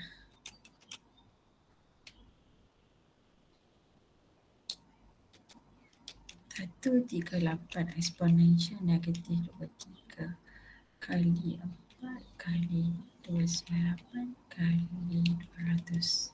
Sorry.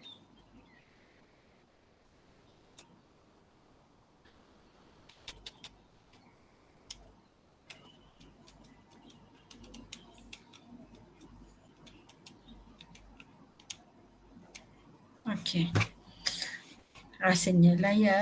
So yang pertama ni saya dapat 2 kali, saya dapat 128,255. So 26 microvolt. Okey, itu yang pertama. Cuba tengok kelas. Nanti syok sendiri je saya kira. So tengok yang pertama saya dapat 128.26 microvolt. Okey. Tu saya cuba kira nombor 2.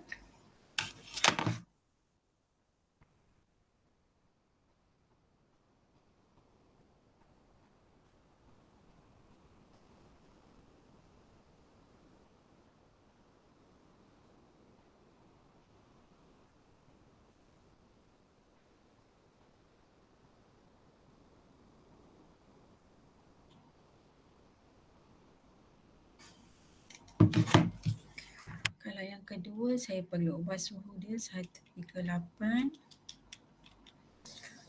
exponential 23 kali 4.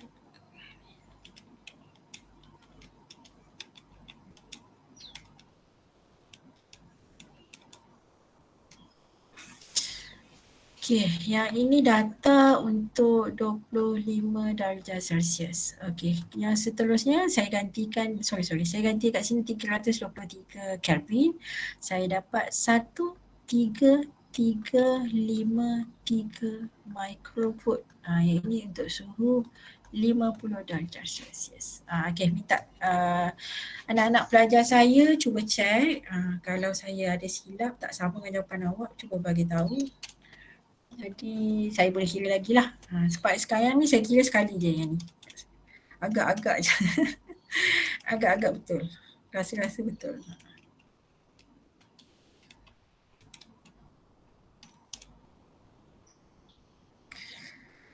Tiga, 23, 5 mega, 200.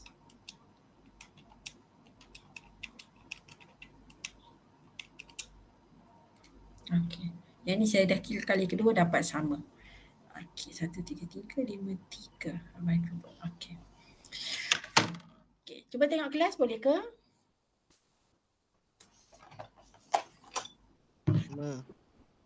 Sama. Okey. Ada jawapan ke? Oh, ada dekat sini. So 12826 lagi 13353. Okey, alhamdulillah. Okey, jadi kalau tengok dekat sini suhu pun menyebabkan ataupun kita nampak peningkatan boleh berlakunya noise yang banyak. Okey, suhu berubah, data juga data untuk thermal noise voltage juga berubahlah. Nampak semakin naik suhu, naik jugalah nilai thermal noise voltage tadi. Okey, jadi kalau you boleh tengok dekat sini compare dengan jawapan yang tadi ni. Okay, untuk 1 mega, 2 mega kita dapat dalam range 12, 18 suhu pula dia punya jumlah bacaan noise ya. So bila saya baca soalan 5 mega ni macam tadilah saya kata kita bayangkan kabel yang kita dapat tadi diameternya lagi besar. Confirm nilai signal nanti lagi besar daripada data yang kita dapat tadi. Yang itu saya boleh anggapan awal. Jadi bila kita dapat data kita tengok dapat nilai 100 lebih. Make sense lah. Sebab bandwidth yang dia bagi tadi 5 MHz. Ini diameter kabel tadi bukan main besar lagi. 5 mega. Itu yang dapat 100 lebih dekat sini. Okey, jadi dua-dua bacaan ni betul. So kita dapat 4 latihan dah menggunakan formula thermal noise voltage. Jadi memang formula ni saya anggap dia penting lah sebab memang akan keluar dekat dalam test sampailah ke final nanti. Okay. Selain daripada thermal noise voltage, pergerakan elektron tadi juga menghasilkan thermal noise power dekat sini. Cumanya saya tak tekankan dulu sebab biasanya dia tak tanya. Okay, untuk thermal noise power ni, yang ini bagaimana dia dapat formula akhir. So penghujungnya nanti last sekali pelajar saya untuk calculate thermal noise power, formulanya ialah KTB. Iaitu K tadi constant value tadi 1.38 kali 10 kuasa negatif 23 kali dengan temperature dalam unit Kelvin kali dengan bandwidth. Itu sahaja. Lepas tu unit dia dalam unit watt sebab kita kira power. Kalau kata nanti bila dah tahu soalan test ke apa keluar apa semua, nanti kita follow up balik lah. Okay, saya tak suruh you highlight dulu lah. Ini makluman saja kepada pelajar. Okay, yang kedua, okay, kalau you tengok balik dekat dalam kita punya diagram, okay, internal noise ni, okay, tadi kita belajar dekat sini, thermal noise voltage yang terhasil daripada pergerakan elektron dalam semikonduktor. Okay, kemudian yang kedua sekarang kita akan tengok yang ni, short noise. Mana dia? Okay, so yang ini terbentuk okay, dalam transistor. Okay, bagaimana dia terhasil? Due to arrival and departure of charge carries at the junction within the device. Okay, kalau you tengok dekat transistor, dia ada dua bahagian. Katalah ini BJT, NPN, contoh NPN. Ini ialah base, ini ialah collector, ini ialah emitter, elektron pula, emitter. Okey, jadi transistor ni ada dua bahagian, ataupun kalau kita belajar apa lagi, JFET, okey, JFET pula pun sama, dua bahagian. Kita ada gate, kita ada drain kat sini, saya ada source dekat sini. Okey, ada lagi lah macam-macam transistor, apa lagi, JFET, MOSFET, DMOSFET, E-MOSFET. Semua jenis transistor ni sebenarnya berlaku noise yang dinamakan short noise. Okay, kenapa boleh berlaku begini? Sebab dalam transistor ni berlaku switching. Okay, kita tahu dia akan switch daripada bahagian base ke bahagian collector emitter, ataupun daripada bahagian gate dia pergi kepada drain dengan source. Sebab dia ada dua side. Okay, jadi untuk pastikan sesuatu transistor hidup, contoh macam ni lah BJT ni, NPN, PNP, kita kena pastikan ada value pada IB. Okay, ada value pada IB. So once IB ni ada nilai, barulah bahagian C dengan E ni akan berfungsi. Jadi bila sini on, sebelah sini nak on, so dalam masa sini on nak berubah ke sebelah sini. Okay, jadi pergerakan tadi menyebabkan berlakunya short noise. Okay, itu dalam transistor. Okay, sama juga daripada gate. Okay, arus daripada gate ni kita nak katakan apa ni tadi, JFET tadi ni hidup. So kalau dalam JFET, once kita pastikan IG equal to 0 kat sini, so barulah bahagian drain dengan source ni akan berfungsi. Okay, jadi sebelah sini dah pastikan dalam keadaan dia reverse bias, jadi D dan S akan start aktif ataupun start on. Jadi switching value from G kepada DS ni tadi, so berlakulah short noise dekat sana. Okey, jadi apa kiraan yang terlibat dalam ni? So kita akan kira noise current ataupun IN represent by 2 kali E kali I kali B. Unit dia ampere, sebab current kan unit dia ampere. So 2 kali E. E itu ialah charge dalam elektron yang mana nilai constant dia 1.6 kali 10 kuasa negatif 19. Okey, sekali lagi kelas yang ini kena hafal dan ini pun kena hafal. Okay, seterusnya I itu ialah nilai current dalam unit ampere, B tadi nilai bandwidth dalam unit hertz. Okay, jadi kita tengok contoh soalan dekat sini. So calculate the noise current produced by a diode operating at 15 kHz when passing a current of, okay, sekian current dia bagi 250 mili dan 500 mili ampere. So ada dua lah kat sini. So jadi ini formula yang tadi saya kata nanti kita kena hafal yang ni, pelajar-pelajar saya kena hafal. Okey, sekarang kita nak ganti nilai dalam formula. So 2 saya letak 2. E itu constant value charge dalam elektron 1.6 kali 10 kuasa negatif 19. Kali dengan I, current untuk yang pertama ni dia beri data 250 mili. Jangan lupa tulis mili. Kali dengan bandwidth, dia bekalkan dekat sini 15 kHz. Okey, tekan kalkulator. Okey, tekan kalkulator. Betul ke kita dapat nilai seperti yang diberikan?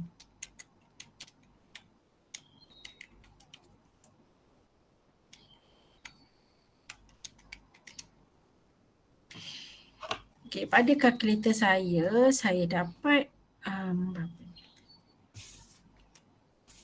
Okay. saya dapat 1.2 kali 10 kuasa negatif 15. Okey, saya tahu yang saya kira ni noise current, jadi unit dia amps atau ampere lah dekat sini. Okey, jadi kalau tengok dekat sini 1.2 saya dapat betul 1.2. Okey, kalau pelajar saya belajar fizik tempoh hari, lepas tu belajar EC, subjek EC, prefix number tu, you belajar paling kecil apa kelas? Paling kecil yang you tahu. Nah itu belajar kalau EC ke fizik ke, tak kisah mana boleh. So paling kecil yang kita belajar berapa? 10 kuasa negatif berapa?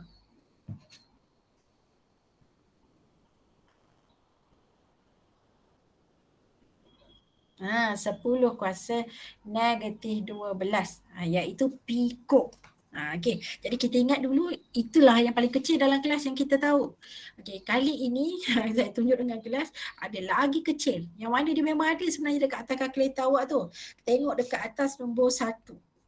Kalau piko tu baru duduk dekat nombor 2. Belum cukup kecil lagi. Kita ada lagi kecil daripada piko, 10 kuasa negatif 12.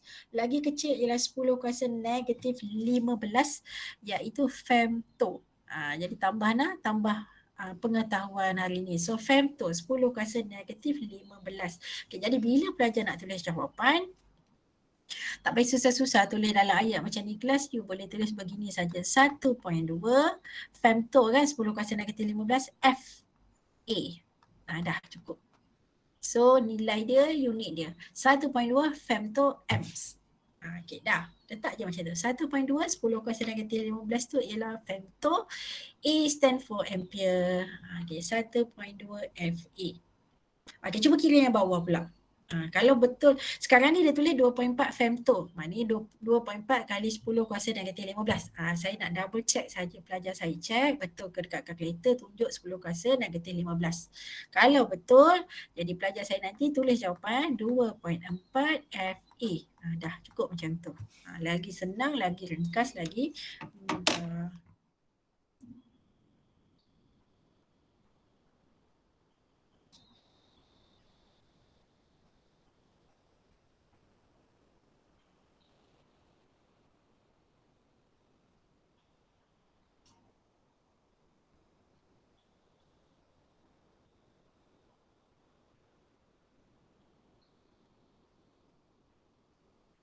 Kalau saya kira betul dapat 2.4 femtoamps.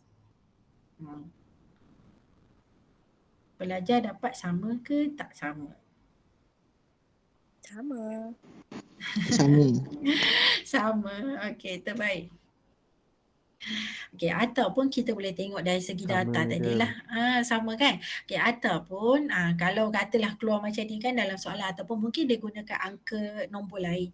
Tapi nombor tu dia bagi satu nombor dan satu nombor yang lagi satu tu 2 kali ganda daripada nombor yang asal. Jadi kalau kita tengok dekat sini 250 hasilkan 1.2 femtoamps. So dia 2 kali ganda nilai current tadi. Kalau kita tengok kat sini sepatutnya boleh congak lah, tapi kita tak bolehlah kali 1.2 kali 2. Jadi cuma nak check jawapan akhir yang betul ke 2.4 ni. Okey, jadi kita dapati dekat sini kenapa 2.4? Kalau tengok nilai current dekat sini 2 kali ganda daripada nilai yang sebenar ni kan. Okey, jadi kat sini 1.2 kemudian dapat 2.4. Jadi kalau macam ni keluar dalam soalan, pelajar pun dah boleh buat analisa sendiri. You tenang aja hantar paper tu. Yakinlah jawapan tu memang betul. Tunggu saya maki dapat right je. Dapat betul, dapat markah penuh. Okey. Dia kadang-kadang dalam soalan tu bila kita jawab tu sebenarnya dah ada dah jawapan dia. You buat lita, baca lita, teori kat lita tu, observe lita, analisa lita, buat yelah basic E ke, Teverdin ke, tak kisahlah apa-apa jenis analisa tu. Bila you pusing sana, pusing sini, you tengok current divider rule, voltage divider rule, pusing, you sebenarnya daripada jawapan tu dah boleh tahu dah. Yang kita nak submit dekat kertas jawapan ni sebenarnya betul ke tak betul. You totalkan ni dapat balik supply, atau totalkan ni dapat balik total current. So daripada situ pelajar saya yakin lah jawapan yang dia hantar ni betul. Biasanya kita dah boleh tahu dulu dah jawapan yang dia pilih ni apa ni betul ke tidak. Jalan kerja yang kita kira lah. Okey, seterusnya flicker noise. Kita ada 2 lagi lah kat sini kalau ikutkan ya. Okey, flicker noise. Okey, sekarang kita akan pergi kat sini dan last kita akan pergi partition noise. Flicker mana dia tadi? Okey. So flicker ni wujud juga dalam semiconductor. Due to the random way electron dan hole pair are generate and recombine. Flicker noise ini ialah semasa proses elektron bergerak masuk kepada daripada N type ke P type nak bergabung dengan hole. Jadi pergerakan tadi gabungan elektron terhadap hole tadi menghasilkan noise. Pergerakan tadi menghasilkan noise yang disebut sebagai flicker noise. Itu saja. So kalau flicker noise tu apa? Pergerakan ataupun semasa bercantumnya elektron dengan hole. Berlaku flicker noise. Dan akhir sekali partition noise. So partition ialah noise yang muncul due to fluctuation in the wave current divide at the junction. Contoh example dia dalam BJT IE equal to IP plus IC. So tadi dalam BJT ni yang saya lukis dengan belajar, kita ada base kat sini, kita ada collector dekat sini, kita ada emitter dekat sini. Partition ni dah tentulah pembahagian kan. So dia bagi tahu dekat sini. So bila IE kita nak bahagikan value dia kepada IP dan IC, akan menghasilkan noise yang diberi nama partition noise. Sama juga kalau dalam G kat sini, T kat sini, S kat sini. So kalau IS ialah ID tambah dengan IG, so sama juga. So pembahagian current dalam transistor tadi menyebabkan berlakunya partition noise. Jadi habis ya. Jadi keseluruhan dekat sini pelajar saya tengok untuk bahagian internal noise ni, partition, short noise, flicker noise, thermal noise. Example yang dia beri dekat sini ni nampaknya berlaku, dia cerita ni banyak berkenaan dengan berlaku situasi dalam board kita. Dalam komponen-komponen yang kita pasang atas electronic board tadi. Dan contoh mana yang boleh komponen-komponen yang boleh menghasilkan signal. Jadi you nampak dekat sana semiconductor diode, transistor. Jadi komponen-komponen ni menghasilkan signal. Kita tak kata resistor, kita tak kata kapasitor, kita tak kata induktor sebab ini ialah komponen-komponen yang tidak generate signal. Jadi kalau you dah lihat dekat sini, sedikit sebanyak ringkaslah penerangan untuk tiap-tiap satu apa maksud term-term ni. Jadi yang sekarang ini pelajar saya kena tahu, yang pertama tadi ialah noise itu apa, noise itu unwanted signal. Seterusnya semua isi-isi dalam awan-awan ni pada tiap-tiap satu ni lah kelas. Yang mana ditanya memang saya tak tahu yang mana. Kita memang boleh bagi tahu seluruh dalam page 11 ini. Memang dia tanya 2 atau 3 markah dekat sini tapi kita tak tahu yang mana. Cuma biasa yang famous macam ni lah yang saya cakap, thermal, natural noise, ini normal lah, biasa sangat dia tanya. Saya yang boleh kata kenapa thermal noise ni selalu sebab biasanya soalan tu dia bersambung. Selepas dia tanya noise itu apa, you dah terang, dia kata example of thermal noise apa, you dah bagi. Seterusnya soalan bawah dia minta calculate thermal noise voltage. Sebab dia ada soalan calculation. Biasa kan soalan tu macam tu daripada nombor 1. Jadi nombor 2 tu ada kaitan dengan nombor 1, nombor 3 ada kaitan dengan nombor 2. Jadi yang paling-paling biasa part dekat sini dia tanya thermal noise lah. Tapi tidaklah saya kata yang lain-lain tu nanti tak masuk. Mungkin dia nak switch cara buat soalan, dia tukar pula, dia tanya apa itu man-made. Apa example man-made noise yang jarang-jarang dia tanya, tak pernah tanya, tiba-tiba tanya, nanti pelajar saya tak tahu. Boleh layan sikit-sikit. You boleh nanti ambil satu paper, list down balik. Yang ni kejap love, kejap bulat, apa semua kan. Jadi you boleh list down cara yang kita susun dan tak aturlah supaya mudah pelajar saya baca dan ingat semula. Jadi habis objektif yang sepatutnya saya nak capai lah untuk petang ni berkenaan dengan signal. Yang baki ni Okay, yang baki untuk chapter 1 ni memang saya akan proceed kepada next class nanti. Memang saya tak niat nak sambung-sambung sampai bukan nak kejar-kejar sampai habis lah. Kita bukan kejar masa lah, benda ni ada je waktunya cukup untuk habiskan semualah. Okey, jadi kelas. Ada tak apa-apa yang pelajar saya nak tanya berkenaan sesi pembelajaran yang pelajar belajar lah petang ni. Kalau tengok memang nampak satu topik je, signal. Dalam signal ada noise. Tapi disebabkan itu dia capah ke sini, okey. Dia terang sikit detail dekat sini. Jadi panjang lah. Yang kita belajar tadi je berapa slide dia? 29 slide. 29 slide. 29 slide saja petang ni tadi, banyak tu. Ada tak apa-apa yang pelajar saya nak tanya untuk sesi kelas yang petang ni? Okey, boleh ya, siapa tu? Muhammad apa tadi ni?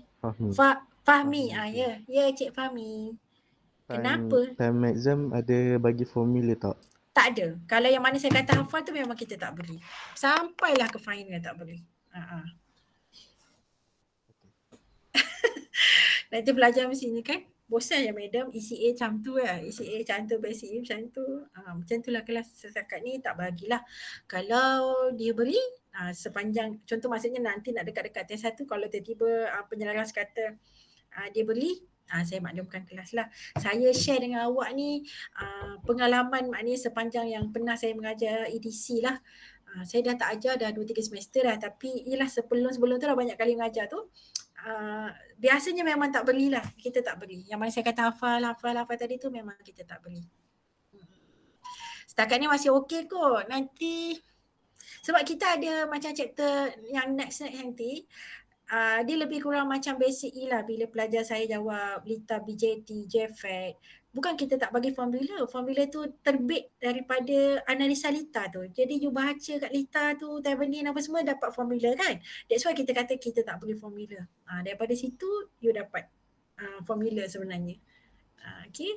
Kalau yang pelajar tak boleh baca LITA, you hafal formula. Kalau kita ubah gambar LITA tu nanti, kedudukan resistor ke apa ke dalam tu, itu yang nanti pelajar jadi tak tahu pula nak interpret formula tu macam mana. Okay. Sebab kadang-kadang memang macam itulah, kita tak bagi tu bukan tak bagi, sebab sebenarnya awak yang buat sendiri formula tu daripada analisa yang awak baca lah LITA tu, lalu macam mana current dia, KVL, KCL, tu yang dapat formula. Yang tadi tu memang setakat ni Fahmi memang kena hafal dululah. Kalau nanti bila penyelaras buat soalan, kalaulah dia kata masukkan dalam test, apa saya maklumkan kemudian, okey? Kalau dalam nombor 1 pun dah nampak banyak kan. Yang saya risau tu nilai constant tu lah. Selain formula tu, constant value tu. Sebab saya perhatikan bila sampai hujung tambah-tambah final, bila saya tengok pelajar jawab, bila saya nak marking ni, saya tengok ya Allah terbalik dia tulis 1.38 kali 10 kuasa negatif 19, ataupun yang 1.6 tadi 10 kali 10 kuasa negatif 23, dia terbalik. Pasal ialah kita faham finally kita belajar semua chapter. Kalau test 1 okey lagi lah kot, chapter 1, chapter 2. Awak hafal tu setakat 2 chapter tadi je. Bila final ni dia buat revision sehari 2 hari sebelum nak exam, semua benda dalam kepala kan. Jadi itu yang bila nak jawab tu dia pun rasa macam betul dah ni kata dia ya. Jadi bila kita marking tu tak tahulah nak cakap senyum ke sedih kat lah tengok. Alah hai, salah sikit kalau tak dah betul dah budak ni. Selalu saya akan cakap macam itulah, nanti kalau tak betul dah budak ni saya kata. Sikit je mistake kat sini. Kadang-kadang formula kat atas, sebab tu penting kena tulis formula. Contoh punca kuasa 4 KTBR. At least yang tu betul. Walaupun jawapan bawah-bawah dah salah sebabkan formula awak masuk semua salah. At least atas tadi dah betul. So penting tulis formula. Jangan terus-terus tulis jawapan kat bawah nanti salah. Okay, ada lagi nak tanya? 18. Saya tengok sikit apa ni. Kalau ada nak tanya-tanya, awak boleh balik. Ya, Puan Azurawani. Dia kata pelajar dibenarkan pulang. Pelajar boleh balik. Mungkin yang jauh tak boleh lah kan. Alang-alang yang dekat-dekat ni. Pelajar dibenarkan pulang pada 28 hari bulan. Sekarang berapa? 23. Sehingga 3 hari bulan. Sebelum 6 petang. Pelajar yang tidak pulang boleh berada di asrama dan outing. Boleh dibenarkan outing lah. Okey. Sekian dan sekian. Awak dah dapat kot kan? Dia biasa berita macam ni cepat sampai. Okey. Saya baru cakap tadi kan. Okey. Alhamdulillah lah. Kalau ada peluang boleh balik, baliklah. Supaya tak tertekan. Yang tak boleh balik tak ada masalah. Duduk je kat kolej. Okey. Yang balik pun hati-hati, jaga diri. Make sure you balik dalam keadaan sihat. Kalau rasa sakit, check dulu diri sendiri sebelum kita balik kan. Saya pun tak nak benda tu makin tersebab. Berapa hari lagi awak nak balik ni? 5 hari lagi. 28 ni hari apa? Oh, Jumaat. Kenapa bukan 27? Pelik juga ya. Okay. Adalah tu kot. Mungkin sebab untuk parents ambil ke apa ke. So 28. Saya ingatkan dia pernah balik 27. Okay, Kelas ada lagi tak nak tanya sebelum saya tutup kelas? Kalau tak mau tanya, tak ada beda. Okay, sebelum tutup kelas saya tanya sikit saja. Saya tanya sikit. Okay, apa itu signal? Kita dah belajar panjang 29 slide tadi. Apa itu signal kelas? Kita belajar tentang signal. So, apa itu signal? Awal kita belajar tadi. Apa itu signal? Apa yang awak boleh terangkan signal. So persepsi pertama tadi, kalau sakit keluar ada tanda, kalau nak masuk simpang beri tanda. Okay, itu awal sebelum kita kenal apa itu signal. Sekarang kita dah tahu signal. Jadi apa itu signal? Yang banyak-banyak kita belajar signal tadi, apa yang kita tahu? Apa dia?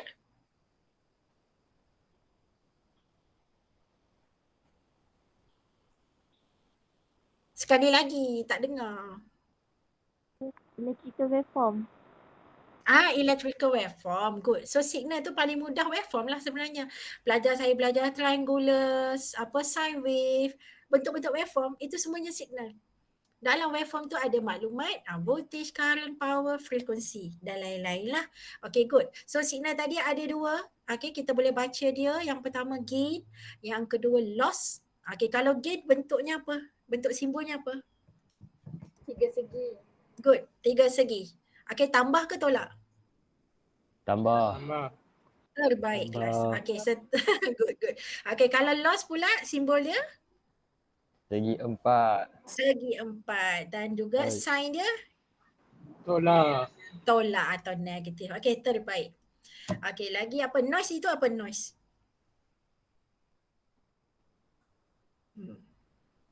Okay, dalam signal. Unwanted signal. Okay, terbaik. So noise itu ialah unwanted signal. So noise boleh terjadi disebabkan dua faktor. Yang pertama external noise, luar keadaan keliling daripada device atau board tadi, ataupun internal. Yang berlaku dalam board kita, yang berlaku dalam equipment kita. Pemasangan kita tu lah. Berlaku sepanjang-panjang kita pasang jumper wire ke, kabel ke, kita punya clip wire ke yang kita pasang tu. Itu semua boleh menyebabkan berlakunya internal noise. Okay, good. Jadilah tu. So objektif nak berkenalan tentang signal, nak berkenalan tentang noise tu, pelajar saya dapat. So yang baki dia, latihan, calculation yang kita dah buat, semua yang dalam awal yang pelajar saya tengok tadi tu, sikit-sikit hari-hari ingat sikit-sikit. Sebabnya memang dalam biasanya minggu ke-6, minggu ke-7 kita dah test 1 dah. Okay, macam tu jadi hafal sikit-sikit kan. Jadi nanti tak adalah berat. Okay, so Alhamdulillah kita patutnya jumpa esok kan. Kalau ikut jadual. Kalau saya tak salah, betul ke? Esok. Ke salah? Awak ni nanti kejap saya tengok. Tadi kan saya yakin dah tadi, tapi masa awak tak jawab saya takut. Okey, betul. Esok. Okey, esok link yang sama kita jumpa pukul 11 lah. Okay, link yang sama. So kita akan continue baca board plot ataupun kita panggil tadi frequency respon. Okay, so apa yang nak suruh siapkan? Tak ada calculator lah macam biasa, itu saja. Okay, Alhamdulillah. So terima kasih semua. Okay, selamat petang. Okay, berehat. Bolehlah plan. Okay, dah dapat arahan yang terbaru daripada pengurusan tu, bolehlah plan untuk masing-masing yang mana nak tinggalkan kolej ke apa semua tu. Tapi macam saya cakap tadi lah, kalau rasa diri tak sihat, buat self check dulu sebelum berangkat. Okay, kita tak nak nanti berlarutan. Okay, terima kasih semua. Saya habiskan kelas kat sini. Okay, Assalamualaikum. Okay, bye-bye. Waalaikumsalam. Okay.